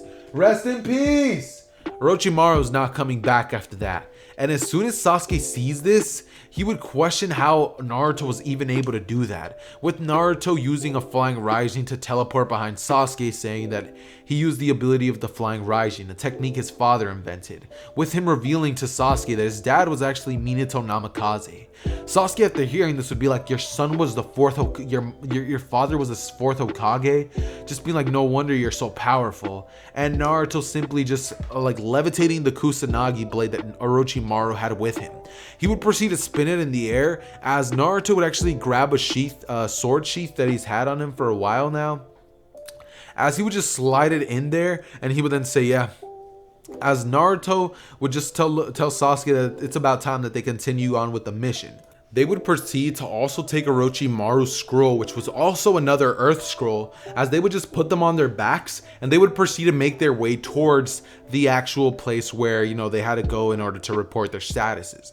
This is when the Sound Genin would actually arrive, and Sasuke, seeing that there's some opponents to face, would look at Naruto as he would ask him if he can take these ones on. Naruto would say that that's fine by him, as he would also tell Sakura to step in and do something for once, with Sakura saying that this time she's not going to let them down. Sakura would proceed to essentially just say, alright, and she would take out a kunai, and Sasuke would just roll his eyes, thinking that she's just going to get in his way. Sasuke would turn towards the Sound Genin, as he would say, it's your unlucky day. Why don't you hand over that scroll and nobody gets hurt? As they would simply chuckle, saying that nobody's going to get hurt except for himself. Lord Orochimaru wants him. Naruto would laugh as he would simply say Lord Orochimaru was already taken care of. As Sasuke would say, you should have seen it. The way Naruto ripped his soul out, it was almost funny. The Genin would immediately look at Sasuke with eyes widened, as not Naruto, but Sasuke would blitz at one of the ninjas. The one that used the ability of the sound to cause Rock Lee's eardrums to pretty much pop and hold them back in the fight, as Sasuke would blitz at his direction without the curse mark, mind you, as he would basically proceed to kick that ninja away, and Sakura would just say, okay, it's my time to show off what I've learned. She would rush at the girl of the group but get taken out swiftly, as Sasuke would immediately be forced with the dilemma of does he surrender or will she die.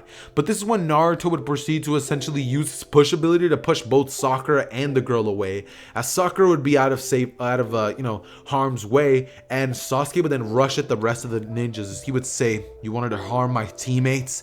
He would say that's something that only scum would do, as he would proceed to essentially say, Water Dragon Jutsu! And you may be wondering, how did he learn that? Naruto taught it to him.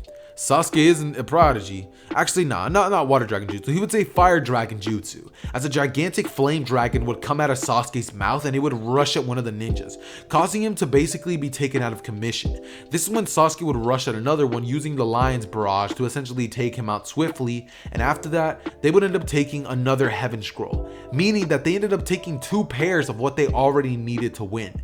This is when they would arrive finally at the tower, where they were told by Kakashi himself as well as Iruka that they actually ended up passing with flying colors, beating every record that was ever set in this Chunin exam before them. As they would say that not only did they beat the record, but they ended up grabbing 2 extra scrolls than what they needed, essentially eliminating the possibility of the Sound Genin to be let in, as well as any of the other ninjas that they took out as well. Kakashi would congratulate the teams, as they would essentially just be waiting there for about 3 days until the rest of the Genin would finally arrive. This is when it would be announced to all of them that they're going to be having a 1-month time skip, in which during this time, Naruto actually ends up training with Sasuke a couple of times. But Sasuke would also train with Kakashi in order to learn how to control his Sharingan, as well as using the power of the Chidori, meaning that he ends up learning that as well as training with Naruto in terms of Taijutsu. Because as for his opponent in this version of events, It's actually going to be Rock Lee instead of Gaara. And Naruto's battle is, oh wait, no, I didn't even cover the little battles that happened once the Chunin exams was over. Oh my god. Okay, so as for the preliminaries, obviously every other battle would go the same. Sasuke's would go way better. And when Naruto sees that Hinata was about to essentially get killed by Neji, Naruto's actually going to be the one to step in as he dispels the sand and pretty much ends up looking at Neji as he would tell him never to put somebody in harm's way just the way he did just now. As you know, Neji would think that, you know, there's not a thing he could do, but Naruto stopped this attack without even trying. And Neji would just kind of be shocked as Kurama internally would tell Naruto that, you know, that was a pretty impressive display of power, as he would chuckle in a menacing tone. He would then proceed to project his bloodlust, all of it, all of Kurama's hate, his own, all of his, you know, bad memories, bad intentions, and everything that he has, as he would project that onto Neji, and Neji would fall onto both knees saying that there's no way that some kid who's just a genin has this much bloodlust within them. As you know, Neji is just like, yep, nope, not doing it. As we would basically just proceed to have Naruto thinking that that's what he thought. As afterwards, we would have Naruto fighting against Kiba, except instead of like in the original using the power of farts in order to win, he actually uses his strength in order to defeat Kiba, just like he should have. As afterwards, now they have the 1 month break, and the battles will essentially consist of, since Neji won, he will actually end up having a battle against, you know, let's say, who else would have ended up winning? Let's just say that he ends up having to fight, let's see, I honestly have no way. Okay, so it would be Naruto versus, that's not good. That's not good at all. Okay. Check me out. So it would be Sasuke versus Rock Lee, because that just sounds like a good battle. A part 2? Come on, y'all really want to hear that. It's going to be Naruto versus Gaara, because why not? And we're just going to say that it's going to be a rematch between Hinata and Neji Hyuga, because the battle was interrupted. Yep, that's what I'm going to do. Don't question it. Just trust in the process. And if you guys are excited for that, then hit the like goal of 800 likes, because that's what I'm going to be needing in terms for this like goal for today's video. But that doesn't mark the end of the video. So obviously during this time, Sasuke would end up training with Naruto, and Naruto would end up running into Jiraiya, the legendary Toad Sannin, who Kurama would actually be able to realize has the key to his seal.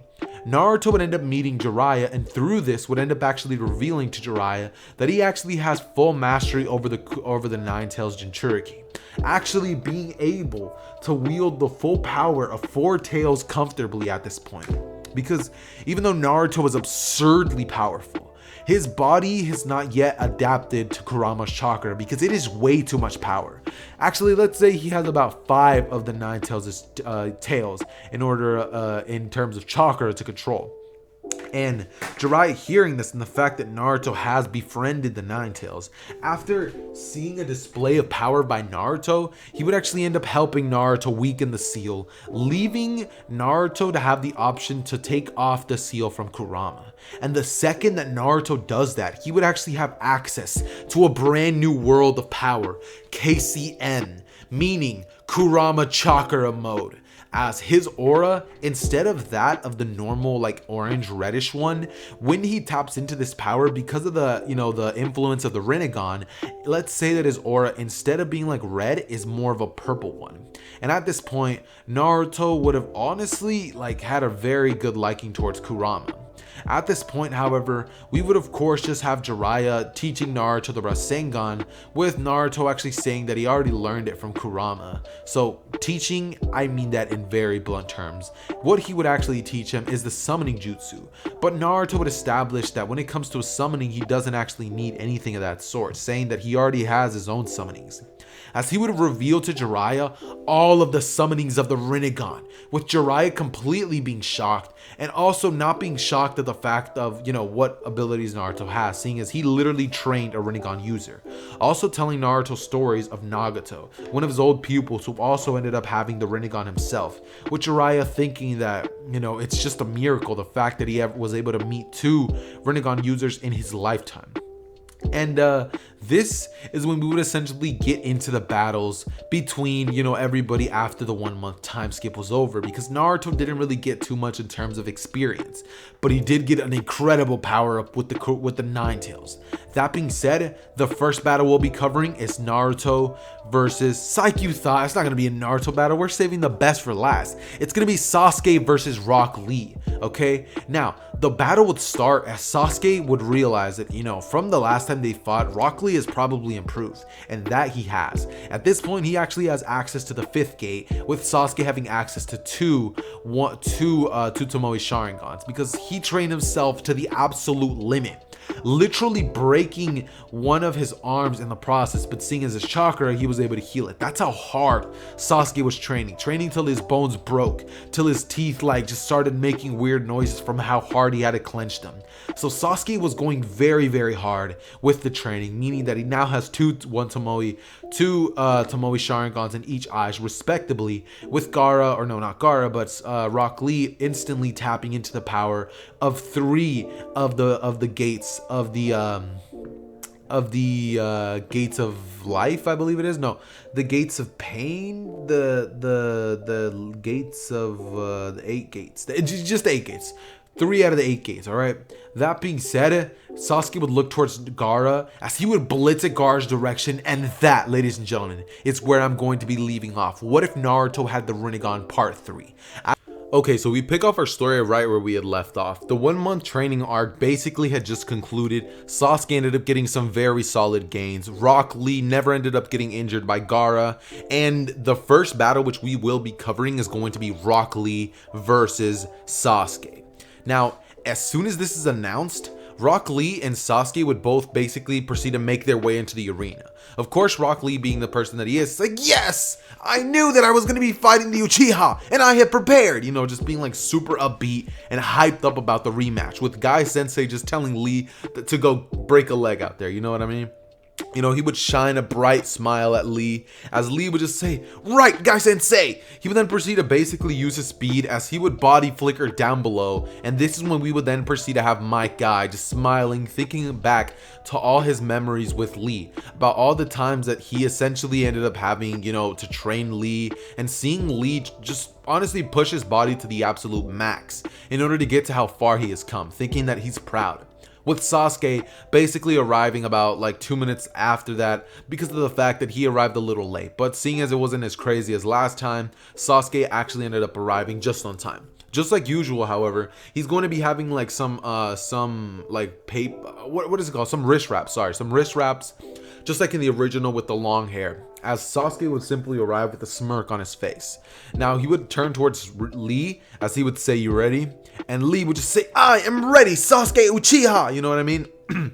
It's at this point that we would basically just have Sasuke looking at Lee, as they're both kind of just staring at each other, as this is when, the proctor, the person who's basically in charge of looking after them, would say, "Go." Immediately, Sasuke and Lee would rush at each other, as they would start, taking it slow just to gauge each other's power. Sasuke's not using the Sharingan, and Rock Lee is not really using anything either.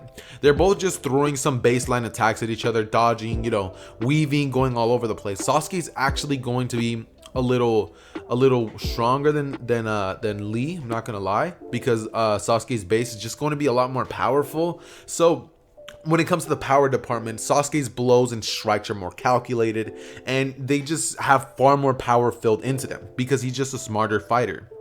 And so Lee would be able to dodge based on experience. So they would kind of just be clashing with each other, and we would just be having Rock Lee throwing a punch. So Sasuke would weave, throw another. Rock Lee would dodge it, maybe counter it with another strike, and they would honestly just be landing a couple blows here and there. This is when Sasuke and Lee would turn towards each other, as they would jump back, and they would then proceed to basically say, "I see you've gotten stronger," as each one of them is just acknowledging this about each other, and they would both proceed to rush back in towards the center where they would both begin to rush in at each other, as they would essentially activate with Sasuke activating his one Tomoe Sharingan in both eyes, and Lee essentially taking off his weights and activating the second gate. Now when Lee takes off his weights and all the crowd is finally able to see this, the crowd would just be like, what? Like, what is some weights gonna do? As they would be shocked, because the weight of Lee's weights this time would have actually tripled in weight, and Lee was fighting with that on himself. Sasuke wasn't even using weights because he knew that if he was to use weights, he would have been slowed down with his movements, which is another reason as to why he was fighting with Lee, like more keeping more up to base with him. That being said though, Sasuke, even with Lee taking off the weights, after Sasuke activated the Sharingan, Sasuke would be able to dodge Lee and read him like a book. So every throw and kick that Lee would send his way after Lee would just say leave hurricane would be immediately countered by one of Sasuke's attacks. We would have a very similar fight to the one with Obito and Kakashi, where they're throwing blows. Sasuke's taking out a kunai, trying to cut at Lee. Lee would dodge, basically end up kicking it up in the air, grabbing it himself, throwing it at the ground. Sasuke would rush at Lee once again, and you know, the cycle would honestly just continue with them both going back and forth. However, Sasuke at the end of every single attack would always manage to land a blow. Rock Lee would be using his first gate at this point, and this is when slightly the tables would begin to turn, as Lee is able to slightly counter Sasuke more. This is when Lee would kick Sasuke back, as he would do a backflip and throw a bunch of shuriken right at Sasuke. Because, you know, he can't use ninjutsu or genjutsu, but he can use taijutsu, and you know, shuriken throwing isn't no ninjutsu. So that being said, or is it? I'm pretty sure it's not. If it is, then sorry, but I guess. But yeah, anyways, Rock Lee would essentially go back as Sasuke would just look at Lee, and this is when we would essentially proceed to have Lee open the third gate, saying second gate open, as Sasuke would just feel the immense aura going off of Lee. Lee would look at Sasuke and say, I need more, as he would say third gate open. Memories would begin to flash into Lee's head about all the training that he's done during the 1 month training, as well as ever since he was a kid with his father. Just kind of like, no, not his father, that's my guy, but he would just think about how hard he's trained to get to where he's at. And this is when those memories flashing in through his head would cause Lee to awaken the third gate. After this, he would blitz at Sasuke, kicking him right in the head as Sasuke gets flung into the wall. Sasuke would then get up as he dusts himself off in pain and says, alright, I guess it's about time we got serious. Immediately, Sasuke would awaken the 3 Tomoe Sharingan in both eyes as Sasuke would blitz right at Rock Lee, and this is when the fight would begin to be so intense that many of the villagers can't even keep up. At this point, Sasuke would throw a Lion's Barrage kick, similar to that Rock Lee uses, as Rock Lee would throw a Leave Hurricane, as you know, their legs would clash. Immediately, both of them would look at each other as they basically just jump back, rush in at each other, as they were both actually grabbing like kunais, and they would begin to fight with it, as Lee is actually showing some very good skills and, you know, with the kunai that he's using. So Sasuke would just begin to essentially just push in, using all of the abilities that he has access to, as both of them would honestly just be going back and forth with each other. This is when Lee would proceed to jump back as he would say, fourth gate open, and you know, the fight would start changing tides very, very quickly. It's at this point that Lee starts landing more and more blows on Sasuke than he can perceive, and Sasuke would start going on the losing end. This is when Rock Lee would kick Sasuke way into a wall once again, as he would then proceed to essentially kick him up into the sky. Sasuke would then proceed to be put into the Hidden Lotus, as he would proceed to wrap him around with the wrist wraps, you know what I mean? As he would start spinning, and in an instant, Rock Lee would still have the same fate that he suffered to Gaara. He would flinch as Sasuke would have just enough time to use the substitution jutsu, getting out of there. Sasuke would then be at the top of the arena where he at first charged as Chidori at, as Sasuke would jump up there and say, Chidori! Immediately, as soon as Rock Lee slams Sasuke into the ground, as he thought, it would turn into like water. Or no, a shat, it would just poof into nothing. As Lee would be shocked and but he would look up as he would just see Sasuke like rushing at him as fast as he possibly could, as Lee would not have enough time to react, open any gates, nothing. And so what Lee would do is simply look at Sasuke, as Sasuke would proceed to essentially pierce it straight into Lee's gut area. As Lee would look up at Sasuke, Lee would just kind of like have like a stare, as he would grab onto Sasuke's arm and say, will not lose. You hear me, Sasuke? As we would just basically have Lee ripping Sasuke's arm out as he would get back into his fighting position and say, "Fourth gate!" No, he would say fifth gate. As before he can even open it, Guy would step in front of Lee as he would say that's enough. As it's at this point that we would just basically have Sasuke like standing there, honestly not like ready to believe the fact that Lee was going to be going so far as to open the fifth gate. That was Lee's peak. And if I'm being honest, guys, had Lee actually been able to tap into the fifth gate, he would have obliterated Sasuke. Like, it would not have been funny. The fact that Sasuke was able to land that Chidori was honestly just plot armor on my part, and that's just the way that I wanted this fight to play out. So after this, Lee would be taken in as he would honestly be in very bad condition because he had a Chidori pierce in point blank range, you know what I mean? So it's like he's in pretty bad condition and he's being healed up by medical ninjas in a pretty critical state. Sasuke would be declared the winner, as he would simply think that that fight could have gone a whole nother way if Lee was to have tapped into the power of the fifth gate. Sasuke, thinking this, would hit the ground as he would say he's still not strong enough. As after this, we would have the next battle go, as it would be Neji versus Hinata Hyuga. Now, what would essentially happen is that Hinata simply was not able to keep up with Neji. Like, I don't want to hear anything. Hinata gets stomped by Neji. This time it's a much closer fight, but Neji, being the person that he is still able to ultimately defeat Hinata. And on to the third match, which would essentially be Naruto versus Gaara. Now, as soon as this battle starts, Naruto would essentially like land on the ground as using, he would basically lift his hand as the Kusanagi blade would just lift up into the air. If you guys have ever seen Seven Deadly Sins, then you guys will understand what I'm about to do. Naruto would just kind of hold his hand up until, the proctor would say it's time to begin. Now, Gaara, as soon as he sees the blade in the air, he wouldn't really flinch. Like, he would not be worried at all. But this is when Naruto would kind of weave his hand down as the sand would come in and it would try to protect him at the right spot. But the blade would quite literally turn behind Gaara, like it spins in midair because Naruto uses telekinesis. He saw it coming and it pierces Gaara straight in his right leg on the calf, no, not the calf muscle, but like the hamstring, like around the hamstring area, right? It pierces into like his thigh area from the back, obviously. And we would then basically proceed to have Gaara like looking at his blood as he's like, "This is my blood." You know what I mean? He screams out in pain as he would then proceed to essentially start going into his almost transformed state, as he actually got pierced pretty badly. Not only that, but Naruto like literally put it in the entire way. Like, it didn't go halfway in, it didn't like kind of pierce, it went in all the way. So Gaara like just falls onto one leg as the half Shukaku state would come in and that leg would just be covered by nothing but sand. Naruto, seeing this, would decide that this is going to be too big of a threat to simply just be laying around. So what Naruto would do is essentially using the Chubaku Tensei. I think it is the move where he essentially creates a black orb that sucks everything into it, would do just that. As Gaara would be sucked into this hole where he's simply trying to claw his way out, but seeing as a Four Tails state Naruto couldn't do that, then I doubt that even a Gaara in the first, the state of Shukaku with the tail and all that stuff will be able to. He would be consumed by the gigantic boulder that would be building up in the sky.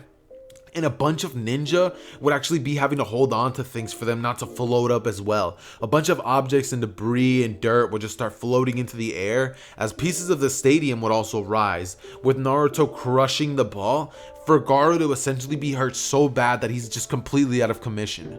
Naruto would then proceed to dispel the jutsu as like the orb would just fall straight into the stadium and Gaara's body would just be laying there in the rubble. Naruto would basically use his levitation ability to have the Kusanagi blade spin in midair, as he would then cause it to basically slam down, as it would slam right next to Gaara, who was barely clinging to life. As it's at this point that Naruto would walk over to him and ask him why he thinks that killing somebody is the only way to, be happy. As Gaara would just look at him and say that, he wouldn't understand the pain of a Jinchuriki.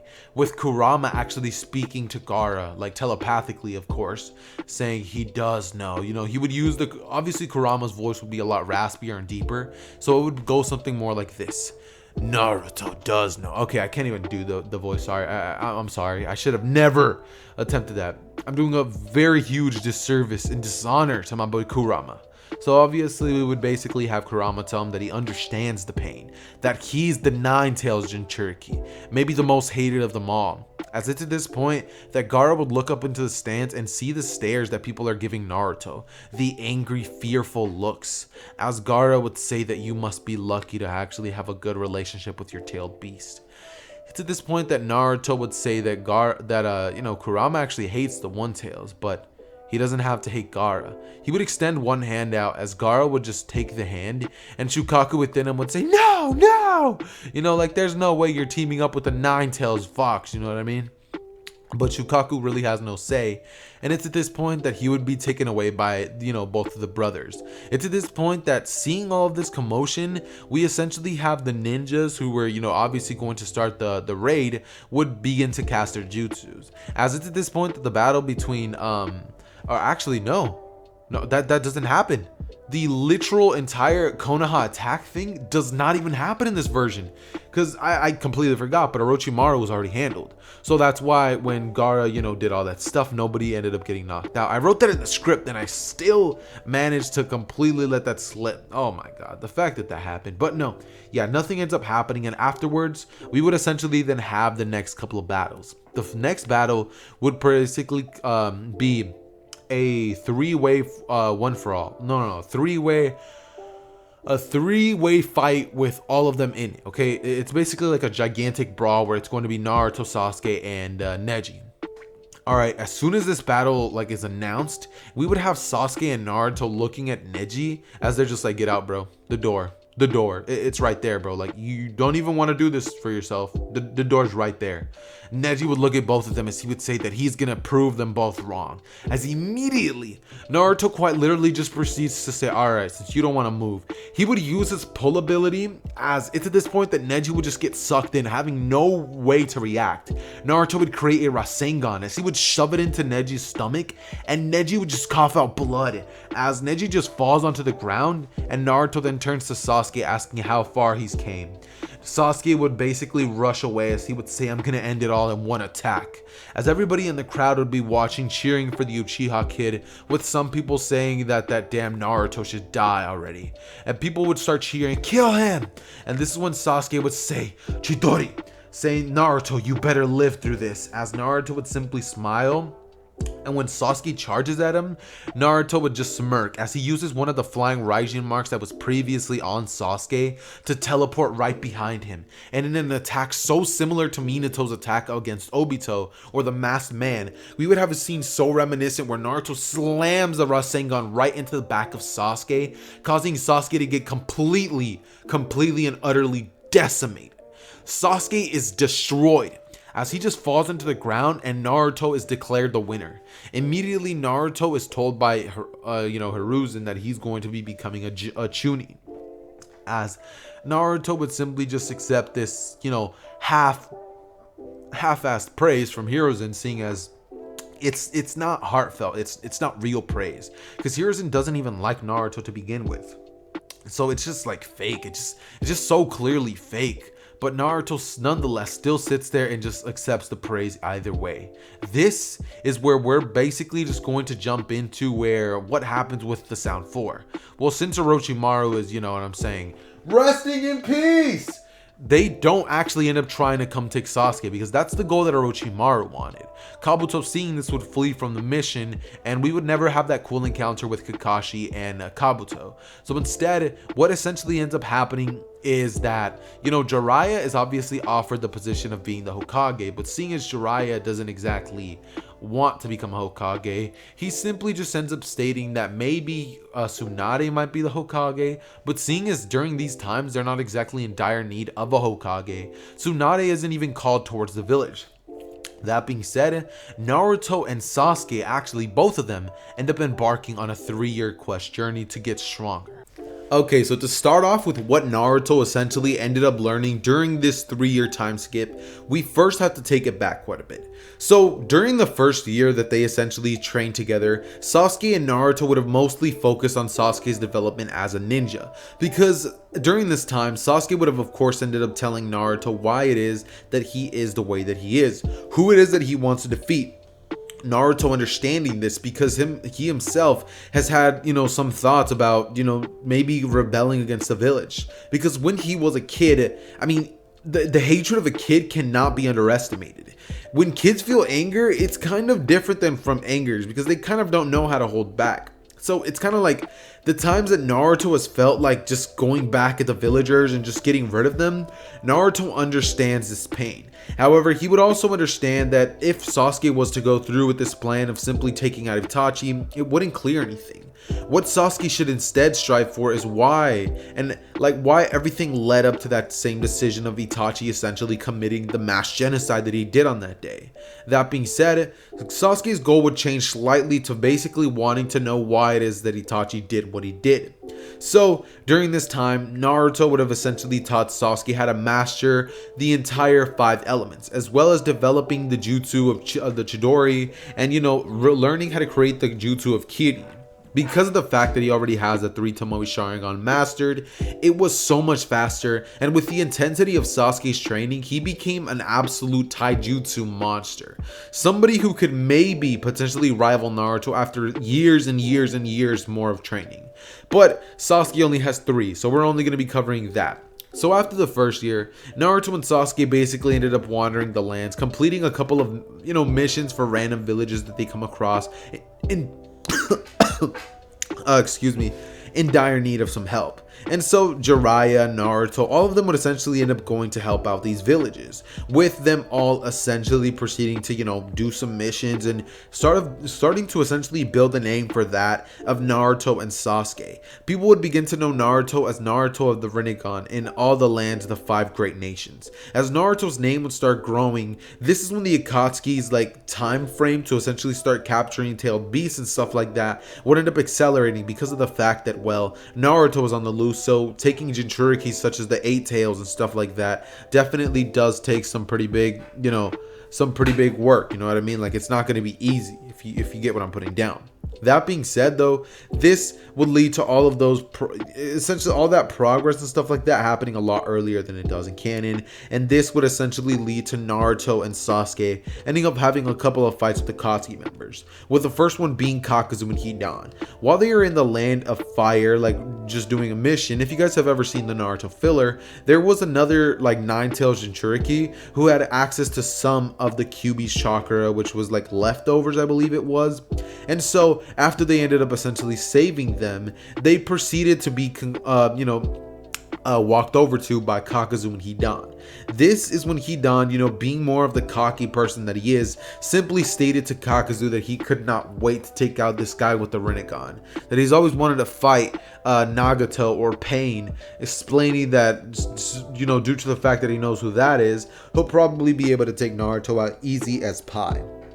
So what he would do is essentially rush at Naruto with his scythe in hand, blitzing over towards him as he would slice through the air. Naruto would quickly be able to use the substitution jutsu as he pretty much proceeds to slice a log in half.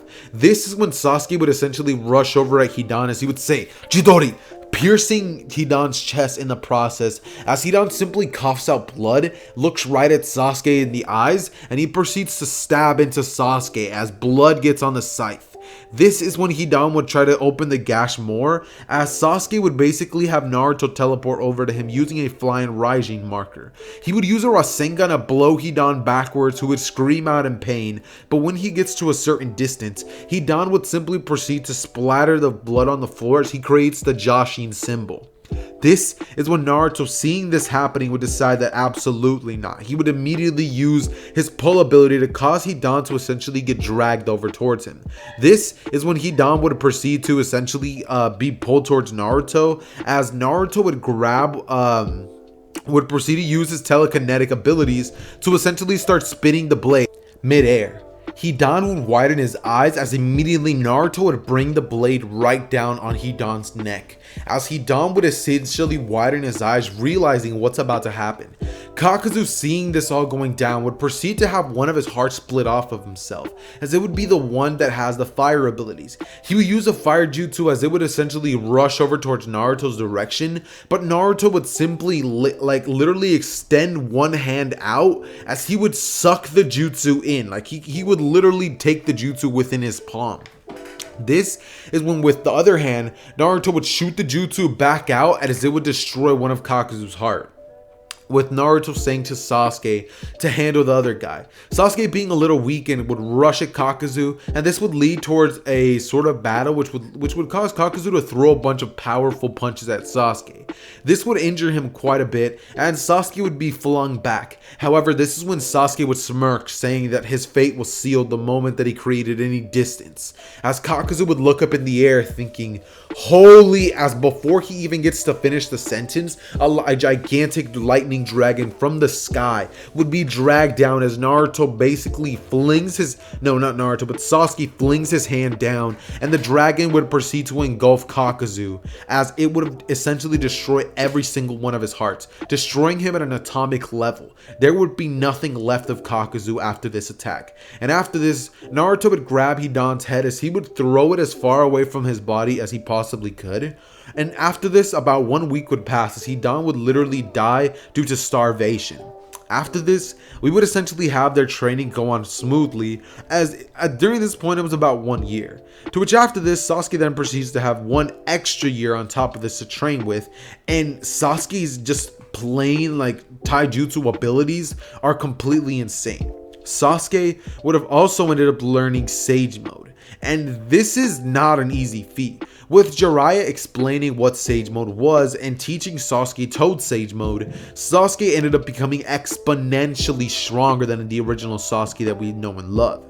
But Naruto, he would have actually decided that he does not want to go down the path of Sage Mode, or at least he doesn't want to learn Toad Sage Mode. It doesn't really sound that beneficial. So Naruto would begin to search around, wondering if there's other styles of Sage Mode, to which Jiraiya would explain to Naruto that there actually is different styles. There's the Snake Sage and the Slug Sage. Naruto, hearing Snake Sage, would immediately be, he would immediately be kind of enchanted by this. No, not enchanted, but his attention would immediately turn after he hears the word, what's it called, Snake Sage Mode, thinking that this actually might be kind of powerful. Now, sorry for my chair making a bunch of noises. It's just that I'm kind of in a laying down position, and my chair likes to just be randomly loud for no reason. So yeah, in case you guys hear my chair, sorry about that.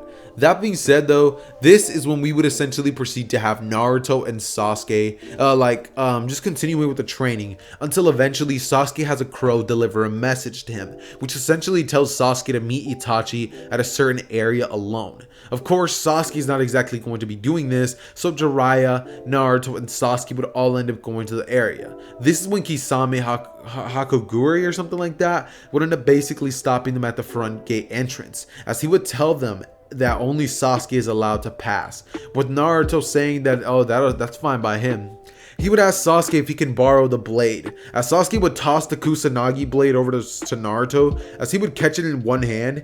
Naruto would simply smile as he spins it in his hand, just essentially twirling it, and he would toss another blade at Sasuke, as Sasuke catches it saying, thanks. Naruto would say, don't mention it, as he would aim his blade at Kisame. Kisame would smile, thinking, a swordsman, eh? As he would simply draw his blade out, and Jiraiya would simply think that this should be a very interesting fight. At this point, Naruto has already mastered Snake Sage Mode, so he's already a monster in and of itself. Think about it.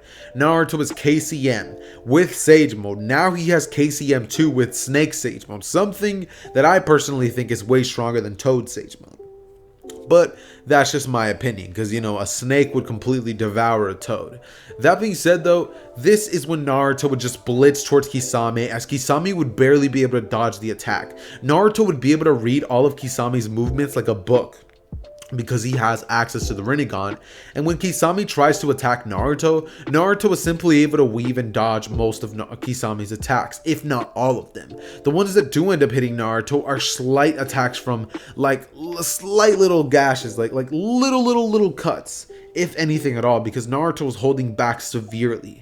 That being said, this is when Kisame would push Naruto back, as he would begin to use more and more of his strength, as he would ask Naruto if he knows why they call him the tailed beast.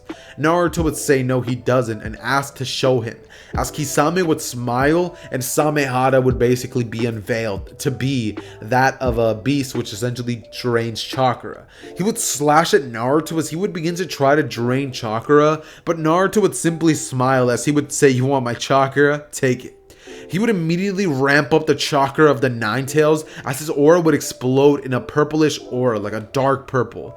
As you know, Samehada would quite literally like eat the food. It would get like happy. The blade would start being very excited, as to this point that it would literally not be able to take in any more chakra at all. He literally filled the amount of chakra that that Samehada could, hold. As it's at this point that Naruto would kick Kisame into the air, as he would smirk looking at Jiraiya, asking him what move he should use. Jiraiya would say maybe go with like the Hidden Lotus, as Naruto would smirk, as he would immediately basically use the Flying Raijin mid-air to teleport back to the village where Rock Lee is at, asking him for permission to use his wrist wraps. Lee would just say, "What?" as Naruto would grab them off of his hands, tie them up, with Lee just being shocked, like, was that Naruto? And Naruto arriving right before Kisame, as he would proceed to essentially wrap up the bands, and Naruto would create two shadow clones who were waiting for Kisame down below on the ground. Both of these shadow clones would proceed to create a massive Russian shuriken, as they would hold them up towards the air, and Naruto would grab Kisame as he pile drives him into two gigantic Rasengans. Kisame's head would literally spin with the force and get blown off. It would literally get hit off with the power of two giant Rasengans, as Kisame was completely and utterly destroyed. This is when we would proceed to essentially have Sasuke and Itachi's battle raging on, with it being a very explosive battle. At the beginning, many of you guys are probably expecting for Genjutsu to play a big prominent role. However, it doesn't, because in this version of events, Sasuke was not about to be caught lacking by some low tier, normal Genjutsu. So the only one that actually ended up proving to be effective was the Tsukiyomi Jutsu, which Sasuke was actually able to break out with after a millisecond, let's say. Sasuke, in the world of the Tsukiyomi, was able to be stuck there for like a couple of seconds before he was able to realize that this was in fact a Genjutsu. Sasuke, realizing this, would break out and rush at Itachi, who would actually be very shocked. He would hold a kunai out as he would block one of Sasuke's attacks. Sasuke would then proceed to basically throw his blade into the air as he would kick Itachi back. He would then lunge into the air as he would kick his blade right into Itachi, to which Itachi would have to create a clone to throw himself out of the way. This is when Sasuke would basically reveal that he also learned another jutsu called the Flying Raijin. Sasuke would teleport behind Itachi as he would grab his blade and spring it down, with Itachi simply looking at Sasuke, placing him under a Genjutsu, causing Sasuke to be thrown off for just long enough for Itachi to be able to move out of the way by using the substitution jutsu. This is when, after Itachi gets a distance from Sasuke, he immediately activates his Mangekyo Sharingan, shooting an Amaterasu flame right at Sasuke's direction. Sasuke would actually have to dodge out of the way in order for him not to be hit by it, and this is when Itachi would end up activating the Susanoo. After Itachi activates the Susanoo, we would have Sasuke looking up at the monstrosity that is the Susanoo, as Naruto would ask his brother if he really believes that this will help him at all with his endeavors, as Sasuke would smile and simply shoot a gigantic lightning bolt into the sky, which would basically cause lightning to just be going off all over the place in the sky. And Sasuke would smile as he would aim both of his hands into the air in a similar motion to that of Kakarot or Goku's Spirit Bomb, as he would bring down one lightning dragon, the Kirin. As you know, Itachi would simply just widen his eyes, asking himself how it was that Sasuke got this powerful. As after Itachi's able to block it, he would smile, thinking that, you know, his brother still isn't at his level yet. But Sasuke would look at him as he would say, "What are you gonna do about the second one?" Bringing down a second gigantic Kirin dragon from the sky. With Itachi being completely astonished, he would be caught off guard by the attack and his Susanoo armor would completely combust. At this point, Naruto and Jiraiya would have arrived on the scene and seen everything that is basically going on in the area. We would essentially just have Naruto and Jiraiya watching as Sasuke walks over towards Itachi with blade in hand as he would say, "No more games, Itachi. No more runarounds. I want to know what happened on that night." Itachi would look at Sasuke as he's on the ground on one knee. He would tap Sasuke on the head as Sasuke's eyes just widen and he would just see blood coming out of his brother Itachi's eyes. Itachi would then proceed to put Sasuke under a Tsukuyomi as he would say, "If you wish to know what happened, fine." As he would essentially proceed to show Sasuke everything, literally everything, placing him in a Genjutsu, explaining why it was that he did everything that he did. Sasuke would just be dumbstruck. He would not know how to react at all to any of this information that Itachi gives him. And by the time that Sasuke can process it all, he would fall down onto both knees as his Mangekyo Sharingan would finally activate. So Naruto would smile as he would look towards Sasuke and Sasuke would say, "I'm gonna destroy the village." Naruto would hold one hand on Sasuke's shoulders as he would say, "That's not what your brother would have wanted." With Sasuke just being like, "How would you know anything, Naruto?" With Naruto proceeding to put his hand on Sasuke's shoulder and smiling, saying he doesn't mean that. As he would then proceed to go over towards Itachi's body and use Rinne Rebirth on one person only, meaning he's not going to die, as he would revive Itachi. Itachi would come back to life, wondering how it was that he returned, as Naruto would then explain his ability of the Rinne Rebirth. After Itachi was brought back, he would still be in critical condition, as Naruto would simply say to all of them that, you know, he was going to heal them all up. He would summon the king's, like the king's mouth thing, as it would proceed to, like, throw everybody's bodies in there. Itachi, Sasuke, you know, and, you know, he would proceed to let them walk out as Itachi would be completely healed of his sickness. This is when Naruto would smile towards Itachi's direction, saying that he always knew there was some reason for Itachi's decisions. With Itachi smiling, thanking Naruto for being such a good role model for Sasuke, and Sasuke simply asking Itachi why to give him one good reason as to why he shouldn't destroy the Leaf Village. With Itachi saying that he's a baka for not understanding, that if he was willing to sacrifice his entire clan for the village, if Sasuke were to simply attack, it would be to essentially put all the Uchiha deaths in vain and have them all have died for nothing. Itachi realizing this Sasuke realizing this would say that his brother does have a point.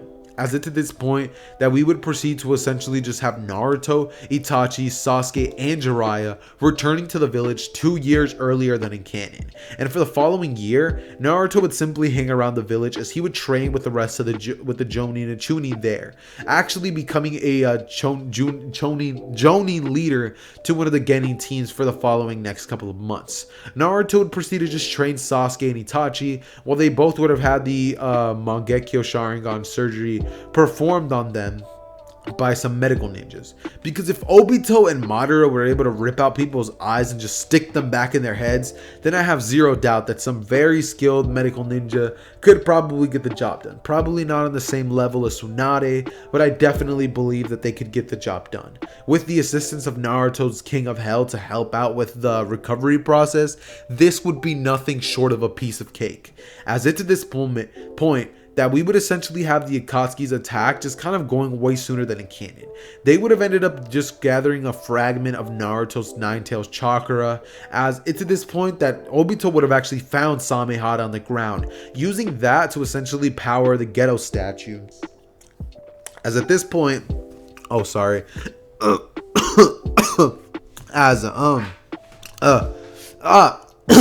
at this point I'm sorry about that, guys. I just got hit with like a random like burp out of nowhere. But yeah, out of nowhere, we would essentially just have Killer B actually being taken by Obito because he himself was the one who did the honors. Seeing as Sasuke and Team Taco aren't definitely not as strong as Obito, I definitely believe that he could have pulled this off. And seeing as Pain still hasn't had the fight with Naruto, he's still actually in commission. The fight between Pain and Naruto is going to get really lit when I finally end up covering it.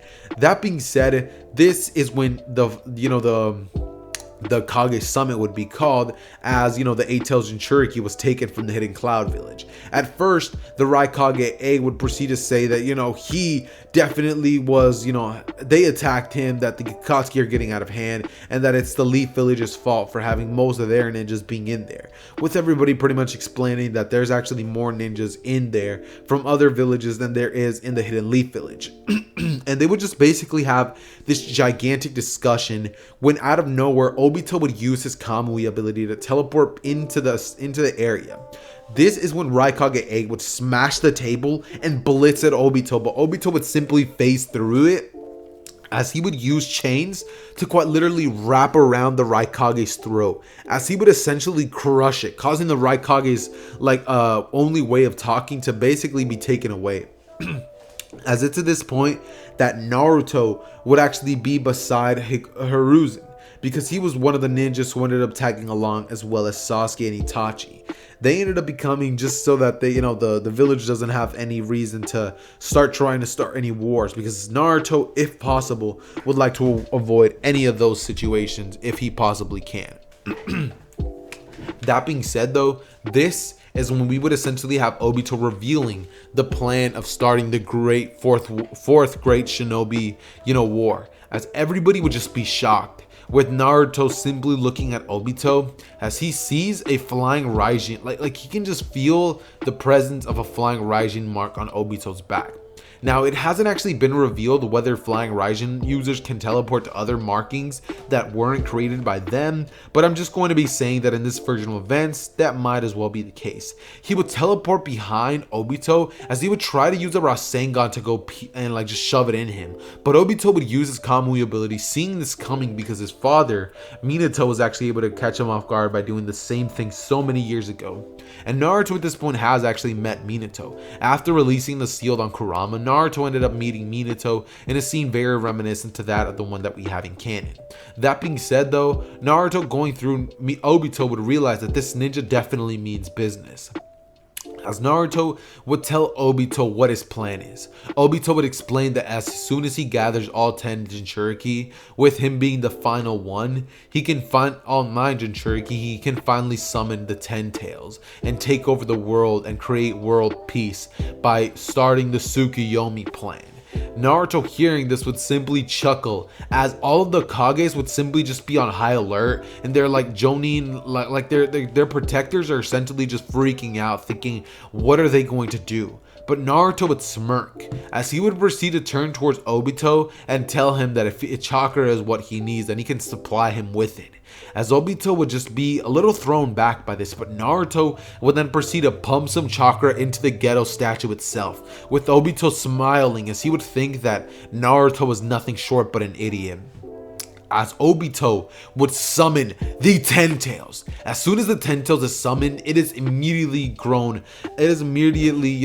clear that Obito is not going to be able to take out the 10 Tails all by himself. That being said, at this point, Obito doesn't even have the power of the Rinnegan with him, because Nagato or Pain still hasn't had that fight go down. And so Obito, seeing this, would try to take control over the 10 Tails with his Mangekyo Sharingan abilities by placing it under a Genjutsu and sealing it within himself. However, it would prove to be far more difficult than what it was in the original.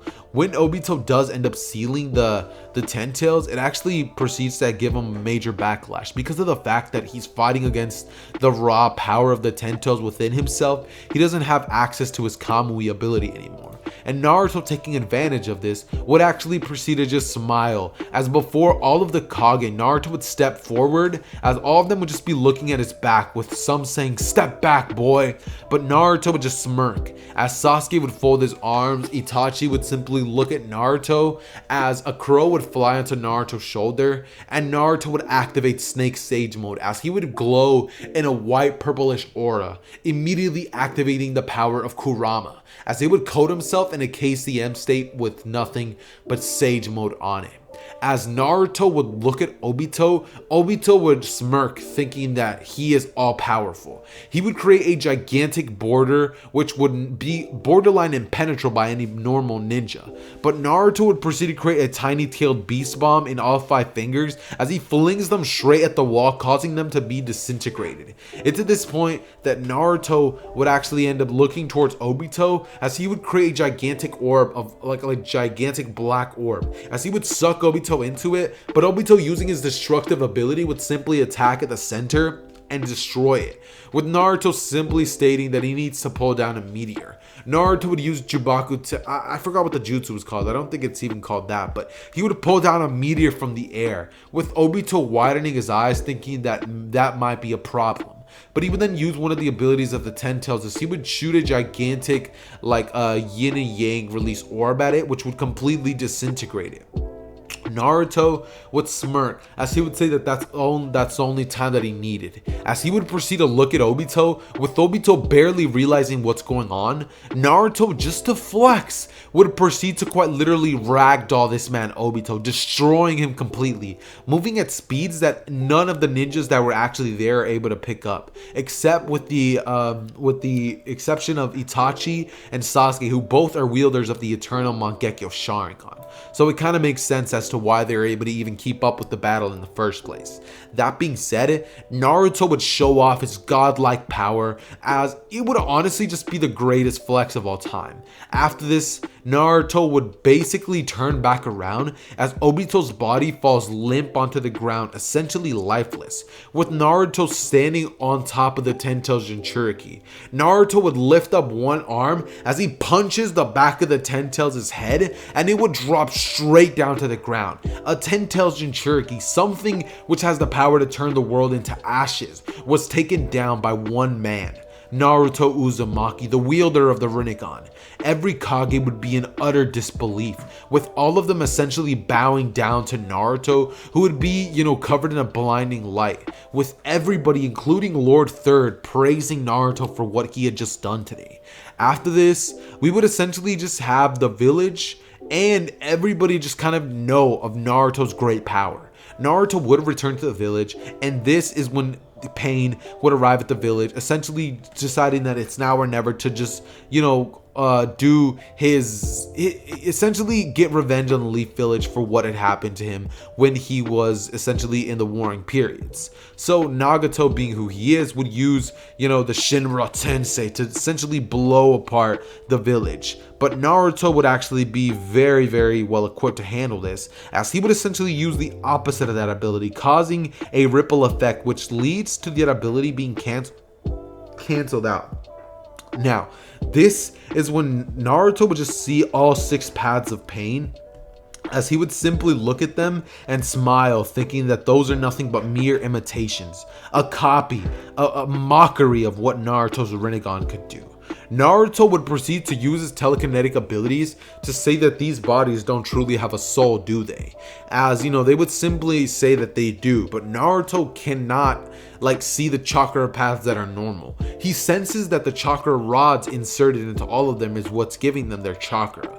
So what Naruto would do is quite literally, begin to crush his fist into a ball, as every single path of pain would be destroyed. Before the Diva path even gets the chance to do a thing, all of them are crushed under the might of Naruto's fist, with the destruction of the village being completely overhauled. That never ended up happening. After this, Naruto would proceed to use his sensory abilities to locate Nagato, and he would use his Takano Jutsu to essentially convince Nagato of turning over a new leaf and trying to go about world peace in a completely different way. This is when Nagato would kind of have the realization that Naruto might actually be right. And this is when we would essentially just have Naruto returning to the village, reporting what had happened, informing them that they now have a new asset to the village, showing a fully revitalized Nagato. Because Naruto was able to use the Geto statue, or no, not the Geto statue, but the demon like thing to essentially heal Nagato. Nagato was brought back into his prime and healed of that horrible condition that he had, which pretty much crippled him after the fight with Hanzo from the Hidden Leaf Village, who turned rogue, I believe it was. But yeah, after this fact, all of the village elders would actually come to a conclusion that Naruto should be the Hokage of the village, not Hiruzen. So they would offer him this role, but Naruto would simply decline, saying that role would be way better suited for somebody like Sasuke. With Sasuke just kind of being shocked and Naruto explaining that that's not the role that he wants to go with. He would grab just a random robe that looks so similar to the one that we have in the thumbnail, as Naruto would throw it on and leave the village, as he would say that he wishes to learn more about this beautiful world, saying that he's going to be bringing about world peace or he'll never return, as that is where What If Naruto Had the Rinnegan will be ending, ladies and gentlemen. If you guys ended up enjoying this series at any moment, then please consider smashing that like button as well as subscribing. Seeing as literally only like 43% of you guys are actually subscribed. I went and checked the other day, and that's kind of depressing. We could make it a 30k if like 1,000 of you guys, which is way more than the people that normally watch my videos, would subscribe. You know what I mean? We could hit 30k very soon. That's the goal for the month. We need to smash 30k subscribers. So if you guys will, then maybe share the video around, tell a friend to tell another friend, and yeah, that pretty much marks a conclusion to this amazing series. With that being said, I hope you guys enjoyed the full series compilation, and just make sure to go down below in the comment section. Let me know what your favorite part of the video was. And with that being said though, guys, I hope you guys have an awesome day. I love you. In case any of you guys know where that reference came from, then please comment it down below. They're like my favorite YouTubers, so in case you guys think I'm like dissing them, I'm not. But yeah, that being said though, guys, I love each and every single one of you guys. It has been your boy Zether, aka Jared from Subway, signing out. Peace.